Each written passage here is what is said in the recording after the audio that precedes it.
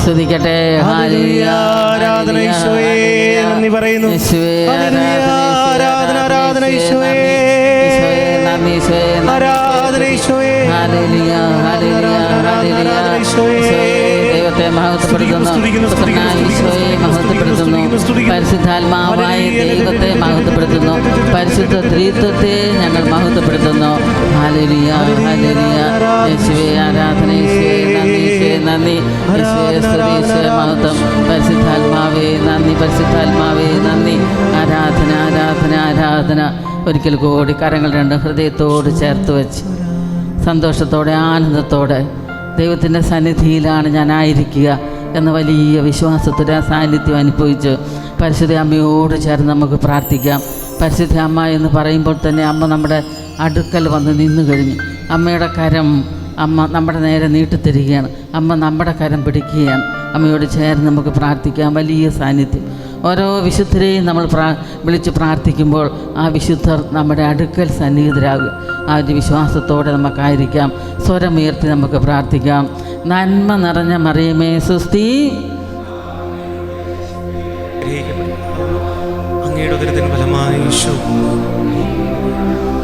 പരിശുദ്ധ മറിയമേ തമ്പുരാന്റെ അമ്മേ,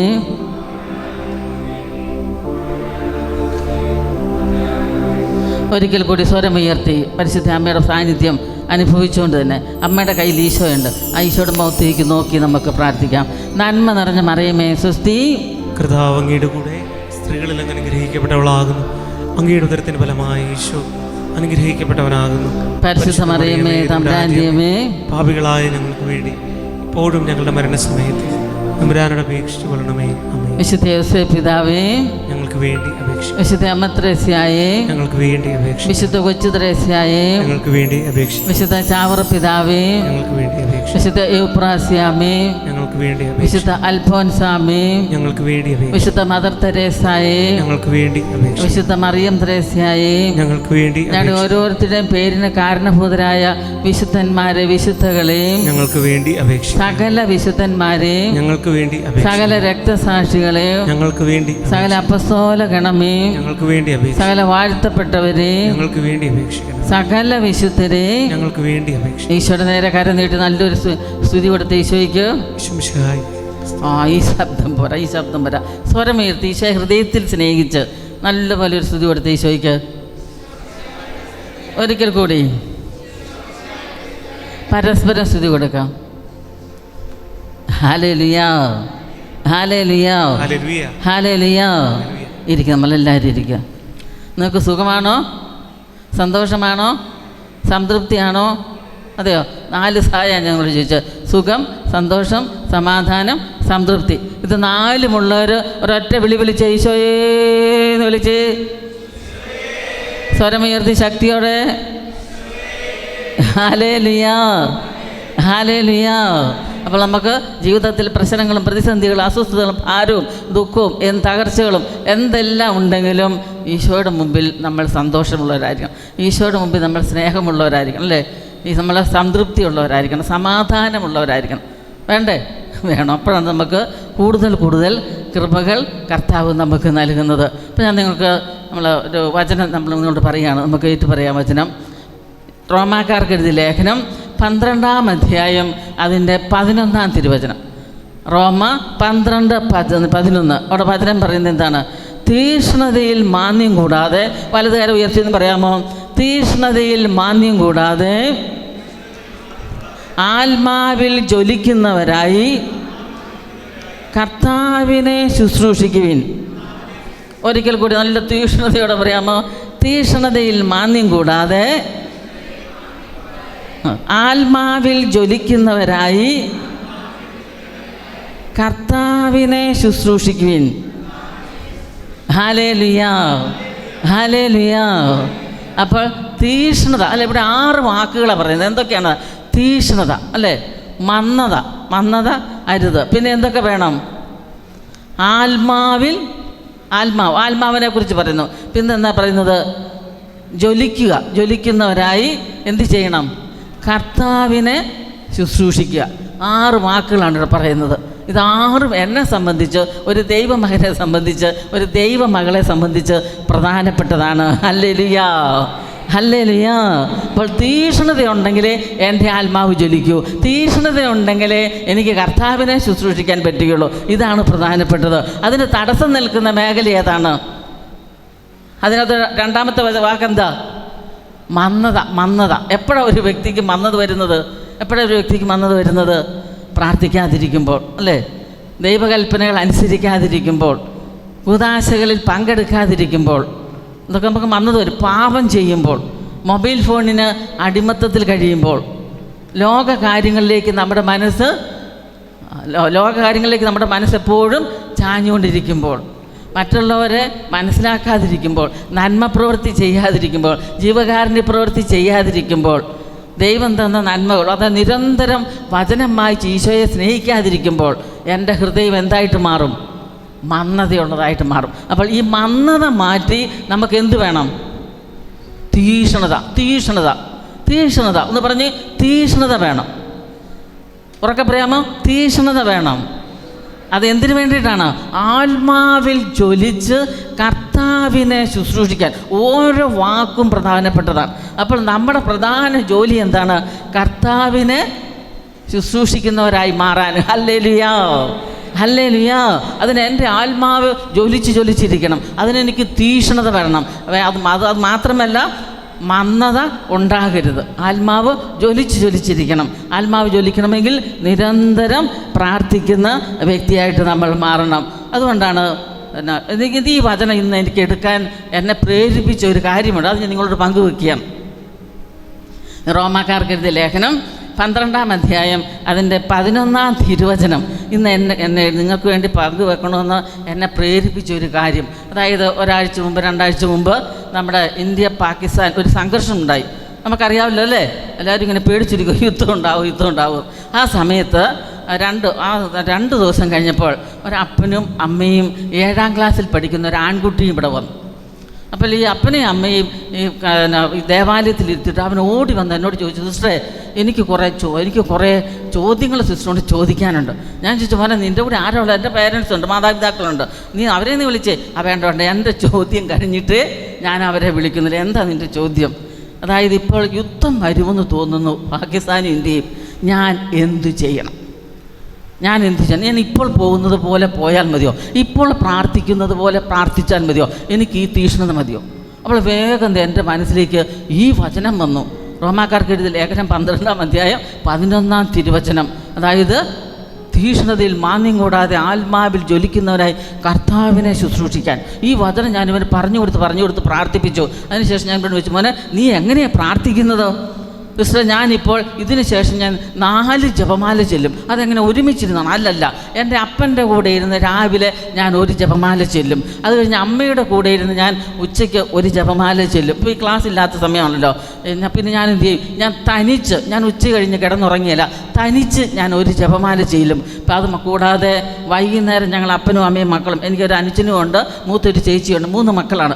ഞങ്ങൾ കുടുംബം ഒരുമിച്ച് 1 ജപമാല ചെല്ലും. അപ്പോൾ എത്ര ജപമാലയായി? 4 എണ്ണം. അപ്പോൾ ഇത് എന്നാ തുടങ്ങിയത്?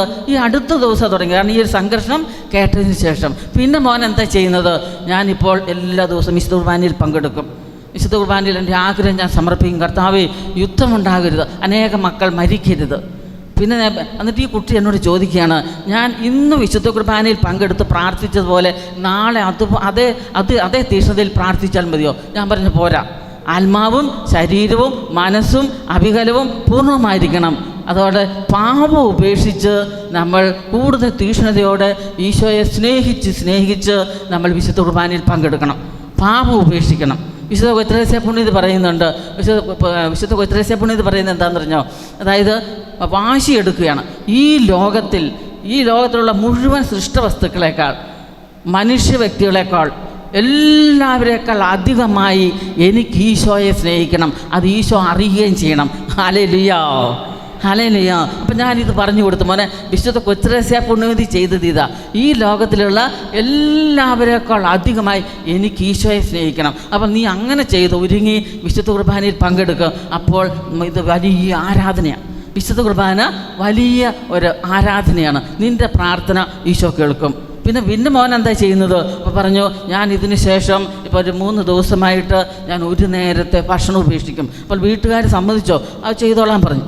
ക്ഷീണമില്ല, നീ ക്ഷീണം ഉണ്ടെങ്കിൽ പോലും നീ ചെയ്തോളാം. അപ്പം മറ്റ് സഹോദരങ്ങൾ ചെയ്യുന്നുണ്ടോ? ഞാൻ ചെയ്യുന്നത് കണ്ടപ്പോൾ എൻ്റെ അപ്പനും അമ്മയ്ക്കും ഒരാഗ്രഹം, എൻ്റെ ചേച്ചിയും ഇത് ചെയ്യാൻ തുടങ്ങി. Hallelujah, hallelujah.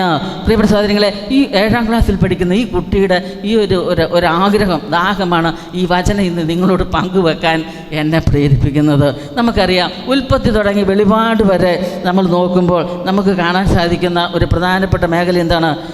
ഹൃദയത്തിൽ ജ്വലിച്ച, തീക്ഷ്ണതയിൽ ജ്വലിച്ച, ആത്മാവിൽ ജ്വലിച്ച്, കർത്താവിനെ സേവിച്ച, കർത്താവിന് വേണ്ടി ജീവൻ ബലിയർപ്പിച്ച, കർത്താവിനെ സ്നേഹിച്ച അനേകം വ്യക്തികളെ നമുക്ക് കാണാൻ സാധിക്കും.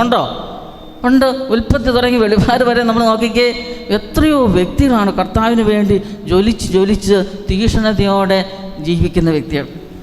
അബ്രാഹത്തിന് നമ്മുടെ പൂർവ്വപിതാക്കന്മാർ അബ്രാഹം, ഇസ്ഹാക്ക്, യാക്കോബ്, ഇവർ 3 പേരെ ഹൃദയത്തിൽ ജ്വലിച്ചവരാണ്, ദൈവത്തിന് വേണ്ടി ജീവിച്ചവരാണ്. Hallelujah, hallelujah. മോശയുടെ ജീവിതം നോക്കുക, ജോഷുവ പ്രവാചകൻ്റെ ജീവിതം നോക്കുക, വീണ്ടും ന്യായാധിപന്മാർ, രാജാക്കന്മാർ, അതുപോലെ തന്നെ പ്രവാചകന്മാർ.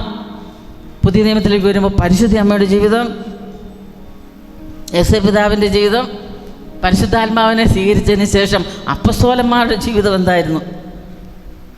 ഒരൊറ്റ ദിവസം അപ്പസ്തോല പ്രവർത്തനം 2-ാം അധ്യായം 1 തുടങ്ങി 4 വരെ തിരുവചനങ്ങളിൽ പന്തക്കുസായെക്കുറിച്ച് പറയുന്നുണ്ട്. ഇവർ പന്തക്കുസ ദിവസം പരിശുദ്ധാത്മാവിനെ നിറഞ്ഞതിന് ശേഷം അപ്പസ്തോലന്മാർ പത്രോസിലെ എഴുന്നേറ്റ് ഒരൊറ്റ പ്രസംഗം. ആ പ്രസംഗത്തിൽ ആദ്യത്തെ പ്രസംഗത്തിൽ 3000 പേരാണ് മാനസാന്തരപ്പെട്ടത്. 2ാമത്തെ പ്രസംഗത്തിൽ 5000 പേർ. അപ്പോൾ ഇവർ തിരിച്ചൊരു ചോദ്യം ചോദിക്കുന്നുണ്ട്, ഈ പ്രസംഗം കേട്ടവർ, സഹോദരന്മാരെ, ഞങ്ങൾ എന്താണ് ചെയ്യേണ്ടത്? ആത്മാവിൽ ജ്വലിച്ച്, തീക്ഷ്ണതയോടെ ആത്മാവിൽ ജ്വലിച്ച് കർത്താവിനെ ശുശ്രൂഷിക്കുന്നവരായി മാറിയപ്പോൾ അനേകം വ്യക്തികൾക്ക് മാനസാന്തരം. പ്രിയപ്രസാരങ്ങളെ, നമ്മൾ ശ്രദ്ധിക്കേണ്ടതാണ്, ഇവരെല്ലാവരും കർത്താവിനെ ശുശ്രൂഷിക്കാൻ ഒരുങ്ങുന്നതിന് മുമ്പ് ഇവർ ചെയ്തത് എന്താണ്? ദൈവത്തെ ആരാധിക്കാൻ തുടങ്ങി. അപ്പോൾ കർത്താവിന് വേണ്ടി ജീവിക്കാൻ ഒരു വ്യക്തിയെ, ഒരു ദൈവമകനെ, ഒരു ദൈവ പൈതലിനെ കർത്താവ് ഒരുക്കുന്നത് എപ്പോഴാണ്? കർത്താവിനെ ആരാധിക്കുമ്പോഴാണ്. Hallelujah, hallelujah. നല്ലപോലെ കരമടിച്ച് ഈശോയ്ക്ക് നന്ദി പറഞ്ഞ് കർത്താവിനെ ആരാധിക്കുമ്പോഴാണ് കർത്താവ് ഈ ഒരു വചനം, ഈ ഒരു കൃപ നമ്മുടെ ജീവിതത്തിലേക്ക് കർത്താവ് നൽകുന്നത്. Hallelujah, hallelujah. ഉൽപ്പത്തി പുസ്തകം 18-ാം അധ്യായം നമുക്കൊന്ന് എടുക്കാം. 18-ാം അധ്യായം, ഉൽപ്പത്തി പുസ്തകം 18-ാം അധ്യായത്തിൽ 1 തുടങ്ങിയുള്ള തിരുവചനങ്ങൾ നമ്മൾ വായിക്കുമ്പോൾ നമുക്ക് മനസ്സിലാക്കും അവിടെ എന്താ പറയുന്നത്. 18-ാം അധ്യായം 1 തുടങ്ങിയുള്ള തിരുവചനങ്ങൾ നമ്മൾ വായിക്കുന്നുണ്ട്. എന്താ പറയുന്നത്?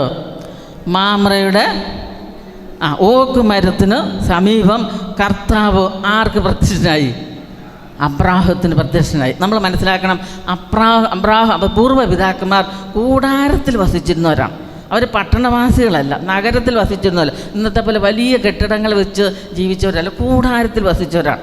അപ്പോൾ അബ്രാഹം ഇന്നത്തെ പോലെ നല്ല വെയിലുള്ള സമയം അബ്രാഹം എന്ത് ചെയ്തു? ആ കൂടാരത്തിന് മുമ്പിൽ ഇങ്ങനെ ഇറങ്ങിയിരിക്കുക, ചൂടൊക്കെ ഒന്ന് മാറി ഒന്ന് തണുപ്പ് കിട്ടാൻ. ആ സമയത്ത് മുറ്റത്തേക്ക് നോക്കുമ്പോൾ ആ ഓക്കുമരത്തിനടുത്ത് ആര് നിൽക്കുന്നു? കർത്താവ് നിൽക്കുന്നു. വേഗം അബ്രാഹം എഴുന്നേറ്റ് എന്ത് ചെയ്തു? ഓടിച്ചെന്ന് അവരെ സ്വീകരിച്ചു. ചെന്നിട്ട് ചോദിക്കുന്നുണ്ട്, വെള്ളം കൊണ്ടുവരട്ടെ, കാല് കഴുകാൻ വെള്ളം കൊണ്ടുവരട്ടെ, നിങ്ങൾ എൻ്റെ ഭവനത്തിൽ വന്ന സ്ഥിതിക്ക് ഞാൻ അല്പം ഭക്ഷണം ഉണ്ടാക്കട്ടെ. അങ്ങനെ ചോദിക്കുന്നത്, അല്പം ഭക്ഷണം ഉണ്ടാക്കട്ടെ, അത് കഴിച്ചിട്ടേ പോകാവൂ. അവർ പറഞ്ഞു, ഭക്ഷണം ഉണ്ടാക്കാൻ പറഞ്ഞു. ഈ അബ്രാഹം ഓടിച്ചെന്ന് എന്താ ചെയ്തത്?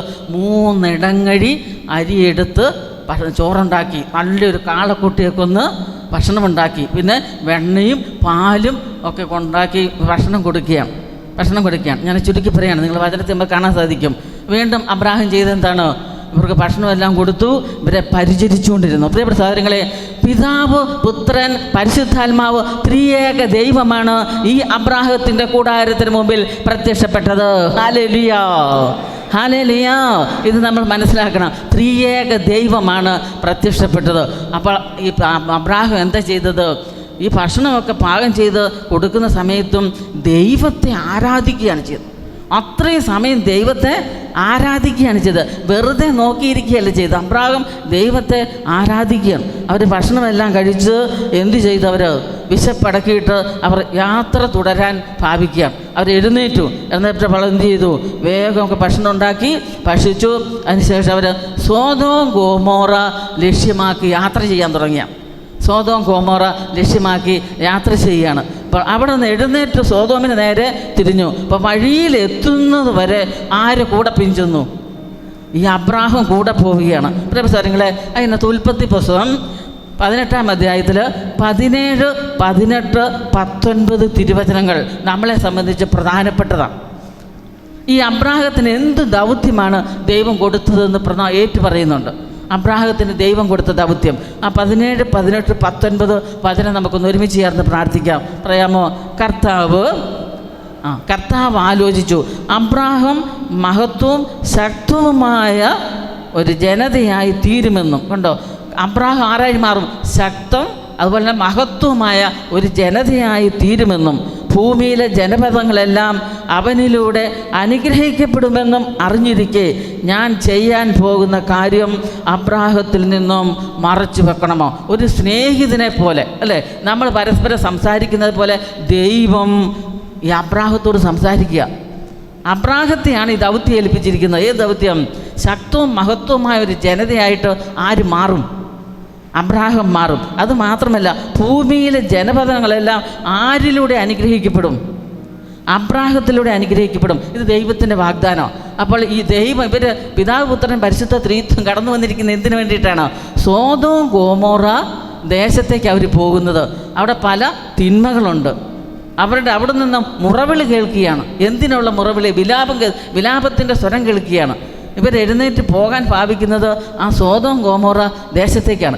ദൈവം ചെയ്യാൻ പോകുന്ന പ്രവൃത്തി ഇവിടെയെല്ലാം അധികാരം കൊടുത്തിരിക്കുന്ന ഈ ജനപദങ്ങളുടെ മുഴുവൻ അധികാരം കൊടുത്തിരിക്കുന്ന ഈ അബ്രാഹത്തോട് പറയാതെ ഞാൻ എങ്ങനെ ഈ പ്രവൃത്തി ചെയ്യും? കൊണ്ട് പ്രിയ സ്ഥലങ്ങളെ, ഒരു ദൈവ മനുഷ്യൻ, ഒരു ദൈവ മകൾ കർത്താവിനോട് എത്രമാത്രം സ്നേഹത്തോടെ ദൈവത്തിൻ്റെ കൽപ്പന അനുസരിച്ച് സ്നേഹിച്ച് നമ്മൾ മുൻപോട്ട് പോകുന്നുവോ ദൈവം എന്തു ചെയ്യും? നമ്മളോട് പറയും. എന്താ? ഞാൻ ചെയ്യാൻ പോകുന്ന കാര്യം നമ്മളോട് പറയും. നമ്മൾ എന്താണ് ചെയ്യേണ്ടതെന്നും നമ്മളോട് പറയും. Hallelujah, hallelujah. അപ്പോൾ ദൈവം നമ്മളോട് സംസാരിക്കുക. ദൈവം സംസാരിക്കുന്നത് കേട്ടിട്ടുണ്ടോ? കേൾക്കണം. ഇവിടെ ഇരിക്കുന്നവരെല്ലാവരും കേട്ടിട്ടുള്ളവരാ, അല്ലേ? പരിശുദ്ധാത്മാവ് സംസാരിക്കുന്നത് കേട്ടിട്ടുണ്ട്, ഈശോ സംസാരിക്കുന്നത് കേട്ടിട്ടുണ്ട്. ഇല്ലെങ്കിൽ നമ്മളങ്ങനെ നമ്മുടെ കുടുംബജീവിതം നടത്തുന്നത്, നമ്മുടെ ഓരോ ഉത്തരവാദിത്വം നിർവഹിക്കുന്നത്. പക്ഷെ നമുക്ക് ആ ബോധ്യം വന്നിട്ടില്ല. ബോധ്യം വരാത്തത് കൊണ്ടാണ്. കർത്താവ് മോശയോട്, അബ്രാഹത്തോട് സംസാരിക്കുകയാണ്. മോശയോട് സംസാരിച്ചിട്ടുണ്ട്, പ്രവാചകന്മാരോട് സംസാരിച്ചിട്ടുണ്ട്. ഈ കാലഘട്ടത്തിൽ നമ്മളോടും കർത്താവ് സംസാരിക്കുകയാണ്. അപ്പം അബ്രാഹത്തോട് ദൈവം അബ്രാഹത്തെ ഏൽപ്പിച്ച ദൗത്യം എത്ര വലുതാണെന്ന് പറയുകയാണ്. വീണ്ടും 19-ാമത്തെ വാക്യം എന്താണ് പറയുന്നത്? ഞാൻ അബ്രാഹത്തെ തിരഞ്ഞെടുത്തത് എന്തിനാണെന്ന് പറയുന്നത്?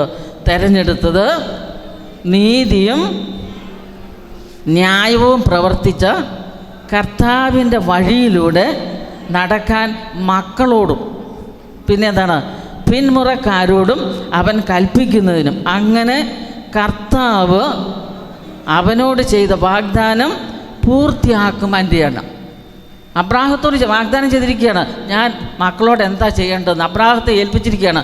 ദൈവമക്കളോട് എന്തു പറയണം, പിന്തുറക്കാരോട് എന്തു പറയണം, നീതി ന്യായം പ്രവർത്തിച്ച കർത്താവിൻ്റെ ദൗത്യം പറയാൻ ഏൽപ്പിച്ചിരിക്കുന്നത് അബ്രാഹത്തോടാണ്. Hallelujah, hallelujah. ഇവിടെ ഇരിക്കുന്ന മാതാപിതാക്കളെ ഓരോരുത്തരെയും കർത്താവ് ആ ദൗത്യം ഏൽപ്പിച്ചിരിക്കുന്നത്. യുവാക്കന്മാരെ ആ ദൗത്യ കർത്താവ് ഏൽപ്പിച്ചിരിക്കുന്നത്. കൊച്ചു കുട്ടികളെ പോലും ഈ ദൗത്യം ഏൽപ്പിച്ചിരിക്കുന്നത്. ഓരോരുത്തർക്കും ഓരോ ദൗത്യം കർത്താവ് ഏൽപ്പിച്ചിട്ടുണ്ട്. അത് ഇടയ്ക്കിടയ്ക്ക് നമ്മളെ ദൈവം ഓർമ്മിപ്പിച്ചു തരും. എന്തിനു വേണ്ടിയിട്ടാണ്? ദൈവത്തെ ആരാധിക്കാൻ. Hallelujah, hallelujah. ഇത് നമ്മൾ മറന്നു പോരുത്. 20-ാമത്തെ വചനം പറയാണ്, കർത്താവ് പറഞ്ഞു സോദോമിനും ഗോമോറയ്ക്കും എതിരെയുള്ള മുറവിളി വളരെ വലുതാണ്. സോദോം ഗോമോറയ്ക്കുള്ള എതിരെയുള്ള മുറവിളി വളരെ വലുതാണ്. കാരണം എന്താണ്? അവരുടെ പാപം ഗുരുതരമാണ്. പാപം ഗുരുതരമാണ്. ഈ ദേശത്തെ അല്ല ആരെ ഏൽപ്പിച്ചിരിക്കുന്ന? ദൈവം അബ്രാഹത്തെ. അപ്പോൾ അബ്രാഹത്തിന് മനസ്സിലായി ദൈവത്തിൻ്റെ സന്നിധിയിലേക്ക് ഈ പാപത്തിൻ്റെ നിലവിളി ചെല്ലുന്നുണ്ടെന്ന്. ഈ ദേശത്ത് എന്തെങ്കിലും സംഭവിക്കുമെന്ന് അബ്രാഹത്തിന് മനസ്സിലായി. അതിന് അബ്രാഹം എന്ത് ചെയ്തു? ദൈവത്തിന് മുമ്പിൽ നിൽക്കുകയാണ്.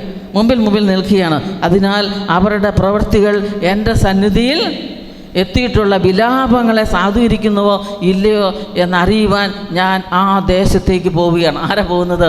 ഈ ദൈവദൂതന്മാർ. ഹല്ലേലൂയാ, ഹല്ലേലൂയാ. പ്രിയപ്പെട്ട സഹോദരങ്ങളെ, അബ്രാഹാം അപ്പോഴും ആരുടെ മുമ്പിൽ നിന്നു? കർത്താവിൻ്റെ മുമ്പിൽ നിന്നു. കർത്താവിൻ്റെ മുമ്പിൽ നിൽക്കുകയാണ്. അപ്പോൾ ഈ അബ്രാഹാം ദൈവത്തോട് ചോദിക്കുന്നുണ്ട്, ദുഷ്ടന്മാരോടൊപ്പം നീതിമാന്മാരെയും ശിക്ഷിക്കുമോ? അബ്രാഹാം ചോദിക്കുകയാണ് ദൈവത്തോട്, അല്ലേ, ദുഷ്ടന്മാരോടൊപ്പം നീതിമാന്മാരെയും ശിക്ഷിക്കുമോ? അപ്പോൾ കർത്താവ് എന്ന് പറഞ്ഞു, അബ്രാഹാം വീണ്ടും ചോദിക്കുകയാണ്, ദൈവമേ, 50 നീതിമാന്മാർ ഈ സോദോം ഗോമോറയിൽ ഉണ്ടെങ്കിൽ അവരെ നശിപ്പിക്കുമോ? 50 നീതിമാന്മാർ. അപ്പോൾ ദൈവം എന്താ പറഞ്ഞത്? 50 നീതിമാന്മാരെ കണ്ടാൽ ഞാൻ ഈ ദേശത്തെ നശിപ്പിക്കുകയില്ല. 50 നീതിമാന്മാരെ കണ്ട് ഞാൻ ഈ ദേശത്തെ നശിപ്പിക്കുകയില്ല. അപ്പോൾ അബ്രാഹത്തിന് മനസ്സിലായി, ദൈവമേ, 50 നീതിമാന്മാർ ഈ ദേശത്ത് ഉണ്ടാകാൻ ഒരു സാധ്യതയുമില്ല. കാരണം അത്രയും വലുതാണ് അവരുടെ പാപം. വീണ്ടും അബ്രാഹാം എന്ത് ചെയ്തു? ദൈവമേ, ഞാൻ അങ്ങോട്ട് പറഞ്ഞല്ലോ, എന്നോട് ക്ഷമിക്കണം. ഒരു 45 നീതിമാന്മാരുണ്ടെങ്കിൽ ഈ ദേശത്തെ ഈ സ്ഥലത്തെ നശിപ്പിക്കുമോ? അപ്പോൾ ദൈവം പറഞ്ഞില്ല, 45 ഉണ്ടെങ്കിലും നശിപ്പിക്കുകയില്ല. വീണ്ടും അബ്രാഹത്തിന് മനസ്സിലായി, 45 നീതിമാന്മാരുണ്ടാകാൻ സാധ്യതയില്ല. അത്രയും ഗുരുതരമാണ് അവരുടെ പാപം. അപ്പം 40 പേരുണ്ടെങ്കിൽ അവിടെയും ദൈവം ഇവർ മുഖത്തോട് മുഖം സംസാരിക്കുക. 40 പേരുണ്ടെങ്കിൽ നശിപ്പിക്കുകയോ ഇല്ല, അതേ സ്ഥലത്തെ നശിപ്പിക്കുകയില്ല. അങ്ങനെ 40 പറഞ്ഞു, 35 പറഞ്ഞു, 30 പറഞ്ഞു. അപ്പോൾ അബ്രാഹാം വീണ്ടും പറഞ്ഞു, ദൈവമേ, കോപിക്കരുത് കേട്ടോ, എന്നോട് കോപിക്കരുത്. 30 പേരുണ്ടെങ്കിൽ നശിപ്പിക്കുമോ? ഇല്ല. അവസാനം എത്രയായി? 20 ഏറ്റവും അവസാനം എത്രയായി? എത്ര പേരായി? 10 പേർ. 10 പേർ. ഈ 10 നീതിമാന്മാരെ ആ ദേശത്ത് കിട്ടിയോ? ഇല്ല. പിന്നെ ദൈവദൂതന്മാർ കർത്താവ് മാറി പോയി അതിനെ അബ്രാഹത്തിൻ്റെ സ്ഥലത്തേക്കും പോയി. പ്രിയ സഹോദരങ്ങളെ, ഇവിടെ നമ്മൾ ശ്രദ്ധിക്കേണ്ട കാര്യം, എന്തിനാണ് ഞാൻ ഈ ചരിത്രം പറഞ്ഞത്? എന്തിനാ പറഞ്ഞത്? തീക്ഷ്ണതയിൽ മാന്യം കൂടാതെ ആത്മാവിൽ ജ്വലിക്കുന്നവരായി കർത്താവിനെ ശുശ്രൂഷിക്കുന്ന രംഗം ഇവിടെ കാണുന്നത്. തീക്ഷ്ണതയിൽ മാന്യം കൂടാതെ ആത്മാവിൽ ജ്വലിച്ചു നിന്നുകൊണ്ട് കർത്താവിനെ ശുശ്രൂഷിക്കുന്ന രംഗം എങ്ങനെയാ? ഈ അബ്രാഹാം ഈ ജനത്തിൻ്റെ മുഴുവനും ആത്മഭാരം ഏറ്റെടുക്കുകയാണ്, പാപഭാരം ഏറ്റെടുക്കുകയാണ്. അബ്രാഹത്തിൻ്റെ ഈ ദേശത്തെ മനുഷ്യരെ മുഴുവനും, ഈ ജനതകളെ മുഴുവനും ഉത്തരവാദിത്വം ഏൽപ്പിച്ചിരിക്കുന്നത് ഈ അബ്രാഹത്തെയാണ്. അതുകൊണ്ട് അബ്രാഹം ഓരോ വ്യക്തിയുടെ ആത്മാവ് നഷ്ടപ്പെടുത്താതിരിക്കാൻ വേണ്ടി ആ ദൈവത്തിന് മുമ്പിൽ നിലവിളിക്കുകയാണ്. ആ ഹൃദയഭാരം, ഒരു ലോകം മുഴുവൻ നേടിയാൽ ഒരാത്മാവ് നഷ്ടമാക്കിയാൽ എന്തു ഫലം, അല്ലേ? ശരിയല്ലേ? ആ ഹൃദയഭാരം, ആത്മാവ് നഷ്ടപ്പെടാതിരിക്കാൻ. അതെങ്ങനെയാണ്? ദൈവത്തിൻ്റെ മുമ്പിൽ ദൈവത്തെ ആരാധിച്ചുകൊണ്ടാണ് ഈ ജനത്തിന് വേണ്ടി അബ്രാഹാം നിലകൊള്ളുന്നത്. ഹല്ലേലൂയാ, ഹല്ലേലൂയാ. പ്രിയപ്പെട്ട സഹോദരങ്ങളെ, ദൈവം നമ്മളെ ഏൽപ്പിച്ചിരിക്കുന്ന ദൗത്യം ഇതാണ്. ആത്മാക്കൾക്ക് വേണ്ടി നമ്മുടെ ഹൃദയം ജ്വലിച്ച് ഒരാത്മാവ് പോലും നഷ്ടപ്പെടാതെ എൻ്റെ ജീവിതം ചെറിയവർക്കും വലിയവർക്കും വേണ്ടി ഞാൻ സമർപ്പിക്കുമ്പോഴാണ് കർത്താവ് സംപ്രീതനാകുന്നത്. ആത്മാവ് ജ്വലിക്കുന്നവരെ കർത്താവിനെ ശുശ്രൂഷിക്കാൻ പറ്റുന്നത്. ഇതാ എൻ്റെ ദൗത്യവും. ഇത് അബ്രാഹത്തിൻ്റെ മാത്രം ദൗത്യമല്ല, പ്രവാചകന്മാരുടെ മാത്രം ദൗത്യമല്ല, പരിശുദ്ധ അമ്മയുടെ മാത്രം ദൗത്യമല്ല, അപ്പസ്തോലന്മാരുടെ ദൗത്യം മാത്രമല്ല. ഇതാണ് ഓരോ ചെറിയവരെയും വലിയവരെയും കൊച്ചു കുട്ടികളെ പോലും കർത്താവ് ഏൽപ്പിച്ചിരിക്കുന്ന ദൗത്യം ഇതാണ്. ആത്മാക്കളെ രക്ഷപ്പെടുത്തുക. ആത്മാവിനെ രക്ഷപ്പെടുത്താൻ വേണ്ടി ഈശോയെ മറ്റുള്ളവർക്ക് കാണിച്ചു കൊടുക്കുക. ഒരാത്മാവ് പോലും നഷ്ടപ്പെടരുത്. എൻ്റെ ഭവനത്തിൽ എന്നെ ഏൽപ്പിച്ചിരിക്കുന്ന എൻ്റെ ജീവിത പങ്കാളി നഷ്ടപ്പെടരുത്. മദ്യപിച്ചും തോന്നിവാസം ജീവിച്ചും പാപം ജീവിച്ചും നഷ്ടപ്പെടാതെ ഞാൻ ഇതുപോലെ അബ്രാഹത്തെ പോലെ ദൈവത്തിൻ്റെ മുമ്പിൽ നിന്ന് എൻ്റെ കുടുംബത്തിന് വേണ്ടി ഞാൻ വാദിക്കണം, ഞാൻ ദൈവത്തെ ആരാധിക്കണം. അബ്രാഹം ആരാധിക്കുകയും ചെയ്തത്.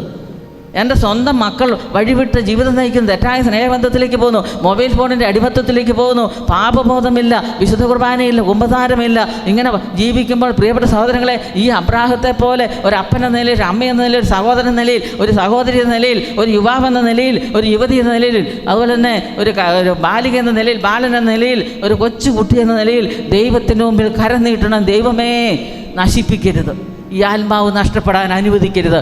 അതിന് ആത്മാവിൽ ജ്വലിച്ച് കർത്താവിനെ ശുശ്രൂഷിക്കണമെങ്കിൽ പ്രിയപ്പെട്ട സഹോദരങ്ങളെ, നമ്മൾ നിരന്തരം ദൈവസന്നിധിയിൽ കർത്താവിനെ ആരാധിക്കുന്നവരായി മാറണം. ഹല്ലേലൂയ. ഹല്ലേലൂയ. കർത്താവിൻ്റെ സന്നിധിയിൽ നമ്മൾ ഈ അബ്രാഹത്തെ പോലെ വേദനിക്കുന്ന നഷ്ടപ്പെടുന്ന ഓരോ ആത്മാവിനെ ഹൃദയത്തിൽ ഏറ്റെടുത്തുകൊണ്ട് കർത്താവിൻ്റെ സന്നിധിയിലേക്ക് ചെല്ലണം. ഈശോയെ, എൻ്റെ വീട്ടിൽ എൻ്റെ ജീവിത പങ്കാളി മക്കൾ ഒക്കെ വഴിതെറ്റ് ജീവിക്കുന്നവരാണ്, അവരെ നഷ്ടപ്പെടുത്തരുത് ഈശോയെ. എൻ്റെ ദേശം, എൻ്റെ സ്ഥലം നഷ്ടപ്പെടുത്തരുത്. എൻ്റെ ഇടവകയിലുള്ള ഒരു കുടുംബത്തിലെ ഒരു മക്കൾ പോലും നഷ്ടപ്പെടരുത്. ഞാനുമായി ബന്ധപ്പെട്ട ആരും നഷ്ടപ്പെടരുത്. എൻ്റെ ഞാൻ പ്രവർത്തിക്കുന്ന പ്രവർത്തന സ്ഥലത്തിലെ ഒരു വ്യക്തി പോലും ഈശോയെ നഷ്ടപ്പെടാൻ നീ അനുവദിക്കരുത്. അവരോട് കരുണ കാണിക്കണമേ എന്ന് നിലവിളിക്കാനുള്ള ഉത്തരവാദിത്വം ദൈവത്തിൻ്റെ മുമ്പിൽ നമ്മൾ ഏറ്റെടുക്കുകയാണ്. Hallelujah, hallelujah. ഒന്ന് കരമുയർത്തി സ്വരമുയർത്തി ഒന്ന് ഉച്ചത്തിൽ നിലവിളിച്ച് ഈശോയെ എന്ന് വിളിച്ച് പ്രാർത്ഥിച്ച്, ഈശോയെ, ഈശോയെ, കർത്താവേ, ഈ പ്രിയപ്പെട്ട മക്കൾ അങ്ങയുടെ സന്നിധിയിൽ നിലവിളിക്കുകയാണ് ഈശോയെ. അവരുടെ ജീവിതത്തിൻ്റെ ഉത്തരവാദിത്തങ്ങൾ സമർപ്പിക്കുന്നു. ഈ ലോകത്തിൽ അവിടുന്ന് ഞങ്ങളെ പരമേൽപ്പിച്ചിരിക്കുന്ന ഞങ്ങളുടെ പ്രിയപ്പെട്ട ജീവിത പങ്കാളി മക്കൾ, ഞങ്ങളുമായി ബന്ധപ്പെട്ടവർ, ഞങ്ങളുടെ ഇടവകയിലുള്ളവർ, ഞങ്ങൾ ജോലി ചെയ്യുന്ന സ്ഥലത്തുള്ളവർ, ഈ ലോകം മുഴുവനിലുള്ള എല്ലാ മക്കളും ഈശോയെ ദൈവത്തിലേക്ക് കടന്നു വരുവാൻ, ഈശോയെ സ്നേഹിക്കുവാൻ, ഈശോയെ ആരാധിക്കുവാൻ, ആത്മാവിൽ ജ്വലിച്ച് തീക്ഷ്ണതയുള്ളവരായി കർത്താവിനെ ശുശ്രൂഷിക്കുന്ന മക്കളായി മാറാനുള്ള കൃപ നൽകണമേ. Hallelujah, hallelujah. സ്വരമുയർത്തി വിളിച്ചു. വലിയ അഭിഷേകം ഇപ്പോൾ ഈ സമൂഹത്തിലേക്ക് വ്യാപിക്കാൻ, വലിയ കൃപ ഈ സമൂഹത്തിലേക്ക് ചൊടുക്കുകയാണ്. ഈശോയുടെ സാന്നിധ്യം ഈ സമൂഹത്തിൽ നിറഞ്ഞു നിൽക്കുകയാണ്. ചെറിയവരെയും വലിയവരെയും, കുടുംബങ്ങളെയും ദേശങ്ങളെയും ദേശാന്തരങ്ങളെയും രാജ്യങ്ങളെയും എല്ലാം ഈശോ അനുഗ്രഹിക്കുന്ന സമയമാണ്. രോഗികളിലേക്ക് ഈശോയുടെ വലിയ സൗഖ്യം എടുക്കുന്ന സമയമാണ്. കർത്താവേ, വലിയ ഉത്തരവാദിത്തമാണല്ലോ ഞങ്ങളെ ഏൽപ്പിച്ചിരിക്കുന്നത്. ഈ ദൗത്യം ഞങ്ങൾക്ക് നിർവഹിക്കാനുള്ള വലിയ കൃപ ഞങ്ങൾക്ക് നൽകണമേ. സ്തുതിക്കട്ടെ. ഹല്ലേലൂയ, ഹല്ലേലൂയ. യേശുവേ, ആരാധന. പരിശുദ്ധാത്മാവേ നിറയണമേ. നല്ല കരമടിച്ച് ഈശോയ്ക്ക് നന്ദി പറഞ്ഞേ. ഹല്ലേലൂയ, ഹല്ലേലൂയ. ഞാൻ ഓർക്കുന്നുണ്ട് പ്രിയപ്പെട്ട സഹോദരങ്ങളെ, ഒരു മാസം മുൻപ് ഒരു കുടുംബം ഇവിടെ വന്നു. ആ കുടുംബത്തിൽ ഒരു സഹോദരനാണ് വന്നു. ഒരു മൂത്ത ഒരു 50 വയസ്സ് പ്രായമുള്ള ഒരു ചേട്ടൻ വന്നു. ആ ചേട്ടൻ പറഞ്ഞു, സിസ്റ്ററെ, ഞാൻ മടുത്ത് എൻ്റെ ജീവിതം കൊണ്ട്, എനിക്ക് ഒരു പുരോഗതിയില്ല, തകർച്ച മാത്രം. എൻ്റെ അപ്പൻ വീട്ടിൽ കിടന്ന് മരിക്കാൻ പറ്റിയില്ല, അമ്മ ഇപ്പോൾ വേറൊരു സ്ഥലത്ത് നിൽക്കുന്നു, എൻ്റെ സഹോദരിയുടെ ജീവിതം അങ്ങനെ, മക്കളുടെ ജീവിതം അങ്ങനെ, പലതരത്തിൽ അസ്വസ്ഥതയാണ്. എനിക്ക് ജീവിക്കാൻ പറ്റുന്നില്ല, എനിക്ക് സന്തോഷിക്കാൻ പറ്റുന്നില്ല, പ്രാർത്ഥിക്കാൻ പറ്റുന്നില്ല. അപ്പം ഞാൻ എന്ത് ചെയ്തു, സഹോദര, നമുക്ക് 2 പേർക്കും കൂടെ കർത്താവിൻ്റെ സന്നിധിയിൽ നമ്മുടെ ജീവിതങ്ങളെ സമർപ്പിക്കാം. ഞാൻ സഹോദരൻ്റെ ജീവിതത്തെ സമർപ്പിച്ച് പ്രാർത്ഥിക്കാൻ പോവുകയാണ്. സഹോദരനും ഈശോയുടെ കരങ്ങളിലേക്ക് കൊടുത്ത് സമർപ്പിച്ച് പ്രാർത്ഥിച്ചു. ദൈവത്തെ ആരാധിക്കാം, വേറൊന്നും ഞാൻ പറഞ്ഞില്ല. തീക്ഷ്ണതയിൽ മാന്യം കൂടാതെ ദൈവത്തെ ആരാധിക്കുന്നവരായിട്ട് വരുന്നൊരു കസേര എടുത്തിട്ടാൽ മതി, കുഴപ്പമില്ല.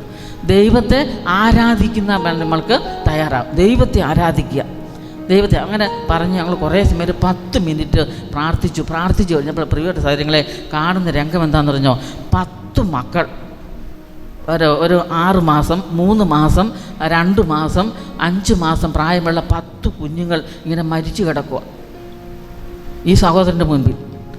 അപ്പോൾ എനിക്കും ഞാൻ ഓർത്തു, ഈശോയെ, ഞങ്ങൾ ദൈവത്തെ ആരാധിക്കുകയല്ലേ ചെയ്തത്, പിന്നെ നീ 10 മക്കളിങ്ങനെ മരിച്ചു കിടക്കുന്നത്. അപ്പം ഞങ്ങൾ വീണ്ടും പ്രാർത്ഥിച്ചു. അപ്പം ഞാൻ ഈ സഹോദരനോട് ചോദിച്ചു, സഹോദര, ഇങ്ങനെ 10 കുഞ്ഞുങ്ങൾ ഇയാളുടെ മുൻപിൽ ഇങ്ങനെ മരിച്ചു കിടക്കുന്നു, അല്ല അബോർഷനായിട്ട് ഇങ്ങനെ 10 മക്കൾ മരിച്ചോ? ഇയാൾ വാ വിട്ട് കരയാൻ തുടങ്ങി, ഏങ്ങലടിച്ചു, 5 മിനിറ്റ് കരഞ്ഞു. 2 മാസം മുമ്പ് ഇവിടെ നടന്ന സംഭവമാണ്. അപ്പം ഞാൻ ചോദിച്ചു, കരച്ചിലെല്ലാം നിർത്തിക്കഴിഞ്ഞ് ഞങ്ങളിങ്ങനെ പ്രാർത്ഥിച്ചുകൊണ്ടിരിക്കുക, എന്താ സംഭവം?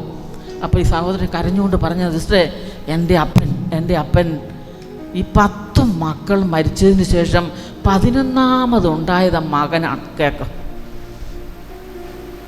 ഇവർ മറന്നു, ഇവരുടെ ചിന്തയിൽ പോലുമില്ല. എൻ്റെ അപ്പൻ ഇന്ന് ജീവിച്ചിരിപ്പുണ്ട്, 11ാമത്തെ മകനാണ്. 10 മക്കളും മരിച്ചതിന് ശേഷം.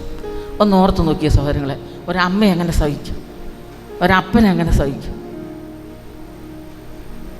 11ാമത്തെ മകൻ. അപ്പോൾ പ്രായം ചെന്ന് വീട്ടിലിരിക്കുകയാണ്. അപ്പോൾ അവർ ചെയ്തത് എന്താണ്?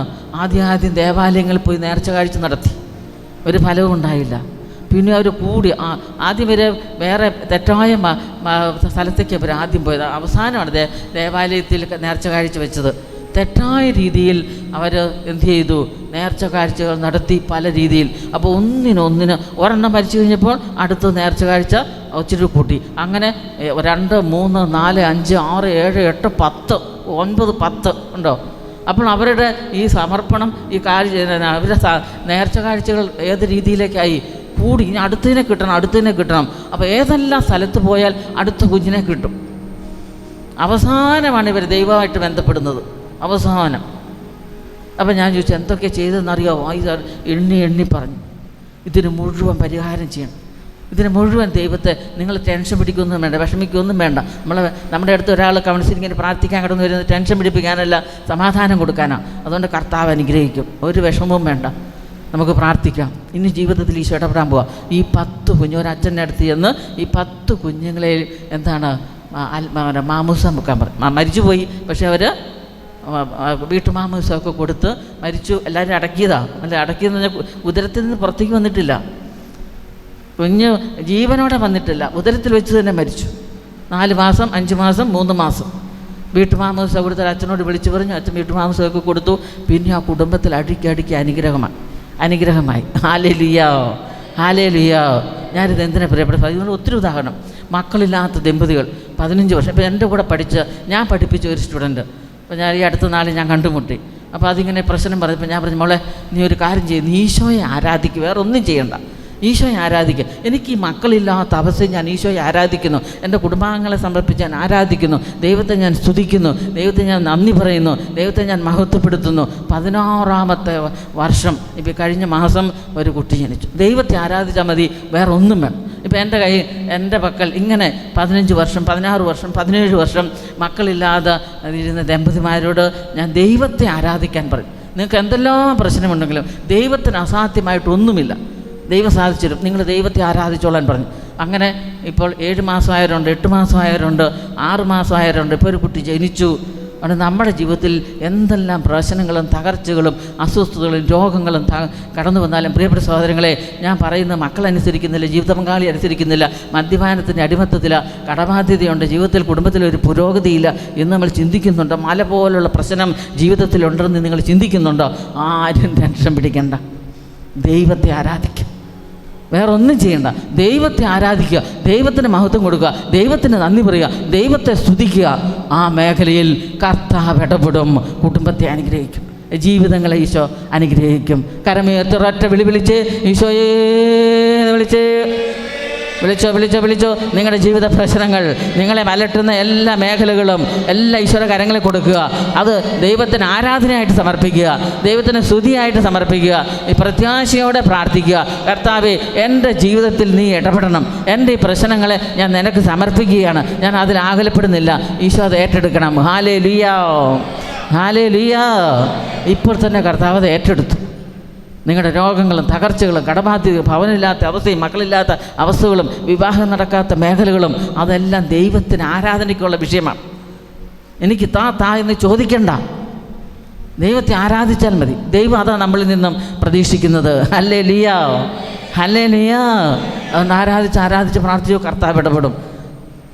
വീണ്ടും ഇസ്ഹാക്കിൻ്റെ ജീവിതം നോക്കാം. ഇസ്ഹാക്കിൻ്റെ ജീവിതം ഉൽപ്പത്തി പുസ്തകം 26-ാം അധ്യായം അവിടെ പറയുന്നുണ്ട്. ഉൽപ്പത്തി പുസ്തകം 26-ാം അധ്യായത്തിൽ ഈ ഇസ്ഹാക്ക് അബ്രാഹത്തെ പോലെ കൃഷിയൊക്കെ ചെയ്ത് ആടുമാടുകളെ വളർത്തി ജീവിച്ച വ്യക്തിയാണ്.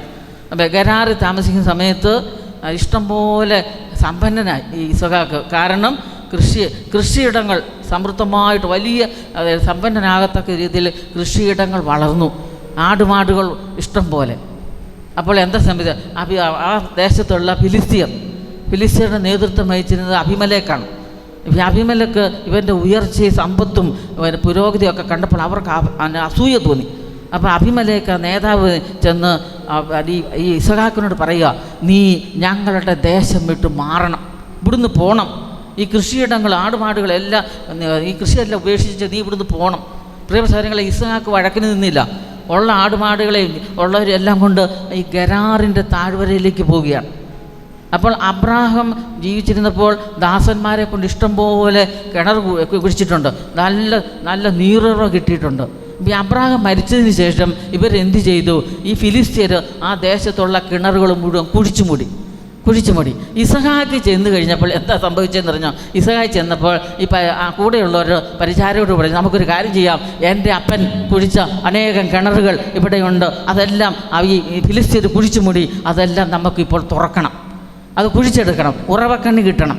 നമുക്കിവിടെ കൃഷിയിടങ്ങൾ ഉണ്ടാക്കണം. അങ്ങനെ ഇവർ ഇടയന്മാർ, ഇസ്ഹാക്കിന് ഇടയന്മാർ ചെന്ന്, ദാസന്മാർ ചെന്ന് ഈ കിണറെല്ലാം കുഴിച്ചു. അബ്രാഹാം ഓരോ കിണറിനും പേര് കൊടുത്തിട്ടുണ്ട്. ആദ്യം ഒരു സ്ഥലത്ത്, ഗരാറിൻ്റെ താഴ്വരയിൽ ആദ്യം ഒരു സ്ഥലത്ത് നിന്ന് കിണർ കുഴിച്ചു. അതിന് നല്ല ഉറവ വെള്ളം കിട്ടി. അത് അബ്രാഹാം കുഴിച്ച കിണറാണ്. അതിൻ്റെ ഏസക്ക് എന്ന് പേരിട്ടു. ആ സമയത്ത് ഇതാ അബീമേലെക്കിൻ്റെ കൂട്ടർ വന്ന് ഇവരോട് ശണ്ട കൂടി. ഇടയന്മാർ വന്ന് പറഞ്ഞു, നീ ഇവിടെ വിട്ട് പോകണം, ഇവിടെ നിൽക്കാൻ പറ്റത്തില്ല. ശണ്ട കൂടി. അപ്പോൾ ഇസ്ഹാക്ക് എന്ത് ചെയ്തു? കിണറിട്ട പേര് ഏസർ. വീണ്ടും രണ്ടാമതൊരു കിണർ കുഴിച്ചു. അവിടെയും അബ്രാഹാം കുഴിച്ച കിണറാണ്. അത് മണ്ണിട്ട് മൂടിയത് അവർ. ആ കിണറിൽ നിന്ന് ഇഷ്ടംപോലെ വെള്ളം കിട്ടി. വീണ്ടും ഈ ഫിലിസ്തീർ വന്ന് വഴക്ക് പിടിച്ചു. അപ്പോൾ ആ കിണറിന് എന്തിട്ടു? സീറ്റന അല്ല കേട്ടോ, സിദ്ധന. ആ കിണറിനിട്ട പേര്. മൂന്നാമതും കിണർ അവരവിടുന്ന് മാറി. എന്നിട്ട് മൂന്നാമത് വേറൊരു കിണർ കുഴിച്ചു. അത് ആ സ്ഥലത്ത് അവർ ഉറവക്കണ്ണ് കിട്ടി കിണർ. അവിടെ ഇവരെന്ത് ചെയ്തു? അവർ വഴക്കിന് വന്നില്ല. മൂന്നാമത്തെ സ്ഥലത്ത് ഇവർ വഴക്കിന് വന്നില്ലെന്ന് മാത്രമല്ല, ഇവർ ചെയ്തത് എന്താണ്? ഇസ്ഹാക്ക് ആ അവിടെ പറയുകയാണ്. അതായത് 26-ാം അധ്യായം അതിൻ്റെ 22-ാം വചനം. അത് നമ്മൾ ശ്രദ്ധിക്കപ്പെടേണ്ട ഒരു വചനമാണ്. ഉൽപ്പത്തി 26-22 പറയുന്ന വചനം എന്താണ്? കർത്താവ് നമുക്കൊരു ഇടം തന്നിരിക്കുന്നു, ഇവിടെ ഭൂമിയിൽ നമ്മൾ സമൃദ്ധിയുള്ളവരാകും. വലതുകര ഉയർത്തിയെന്ന് പറയാമോ? കർത്താവ് നമുക്ക് ഒരിടം തന്നിരിക്കുന്നു, ഭൂമിയിൽ നമ്മൾ സമൃദ്ധിയുള്ളവരാകും. Hallelujah, hallelujah.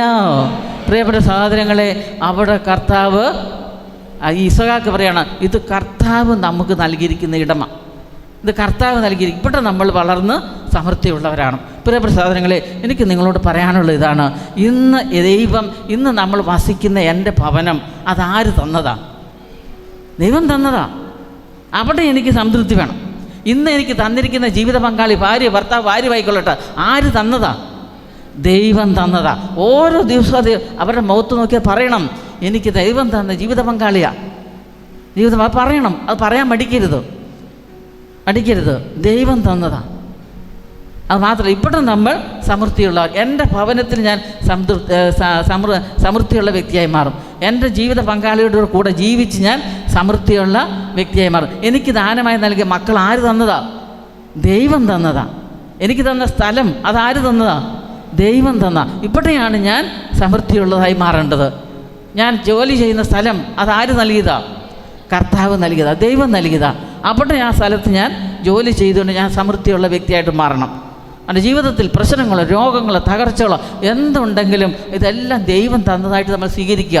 ദൈവത്തിൻ്റെ കരങ്ങളിൽ നിന്ന് സ്വീകരിച്ച് ഈ സ്ഥലത്ത് ഈ രോഗം സഹിച്ചുകൊണ്ട്, ഈ പ്രശ്നങ്ങൾ ബുദ്ധിമുട്ടുകൾ സഹിച്ചുകൊണ്ട്, ഈ മക്കളെ ജീവിത പങ്കാളിയെ നമ്മൾ സ്വീകരിച്ചുകൊണ്ട് നമ്മൾ ജീവിച്ചാൽ, പ്രിയപ്പെട്ട സഹോദരങ്ങളെ, അത് വലിയ ആരാധനയാണ്.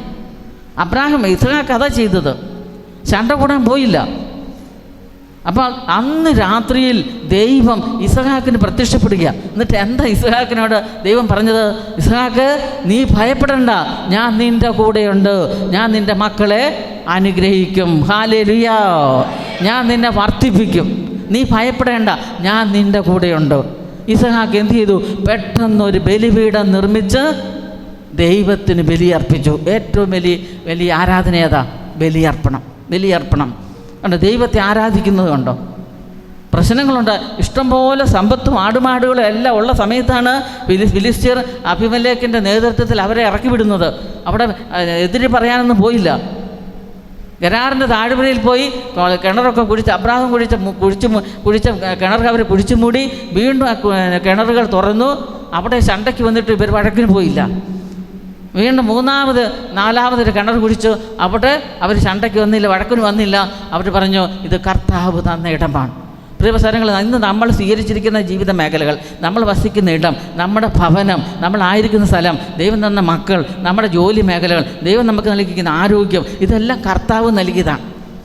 അപ്പം ഇസ്ഹാക്ക് ഒരൊറ്റ കാര്യം ചെയ്തുള്ളൂ. എന്താ ചെയ്തത്? ബലിപീഠം നിർമ്മിച്ച് ദൈവത്തിന് ബലിയർപ്പിച്ചു. Hallelujah, hallelujah. നമ്മൾ ചെയ്യേണ്ടത് ഇത് മാത്രമാണ്, ദൈവത്തെ ആരാധിക്കുക.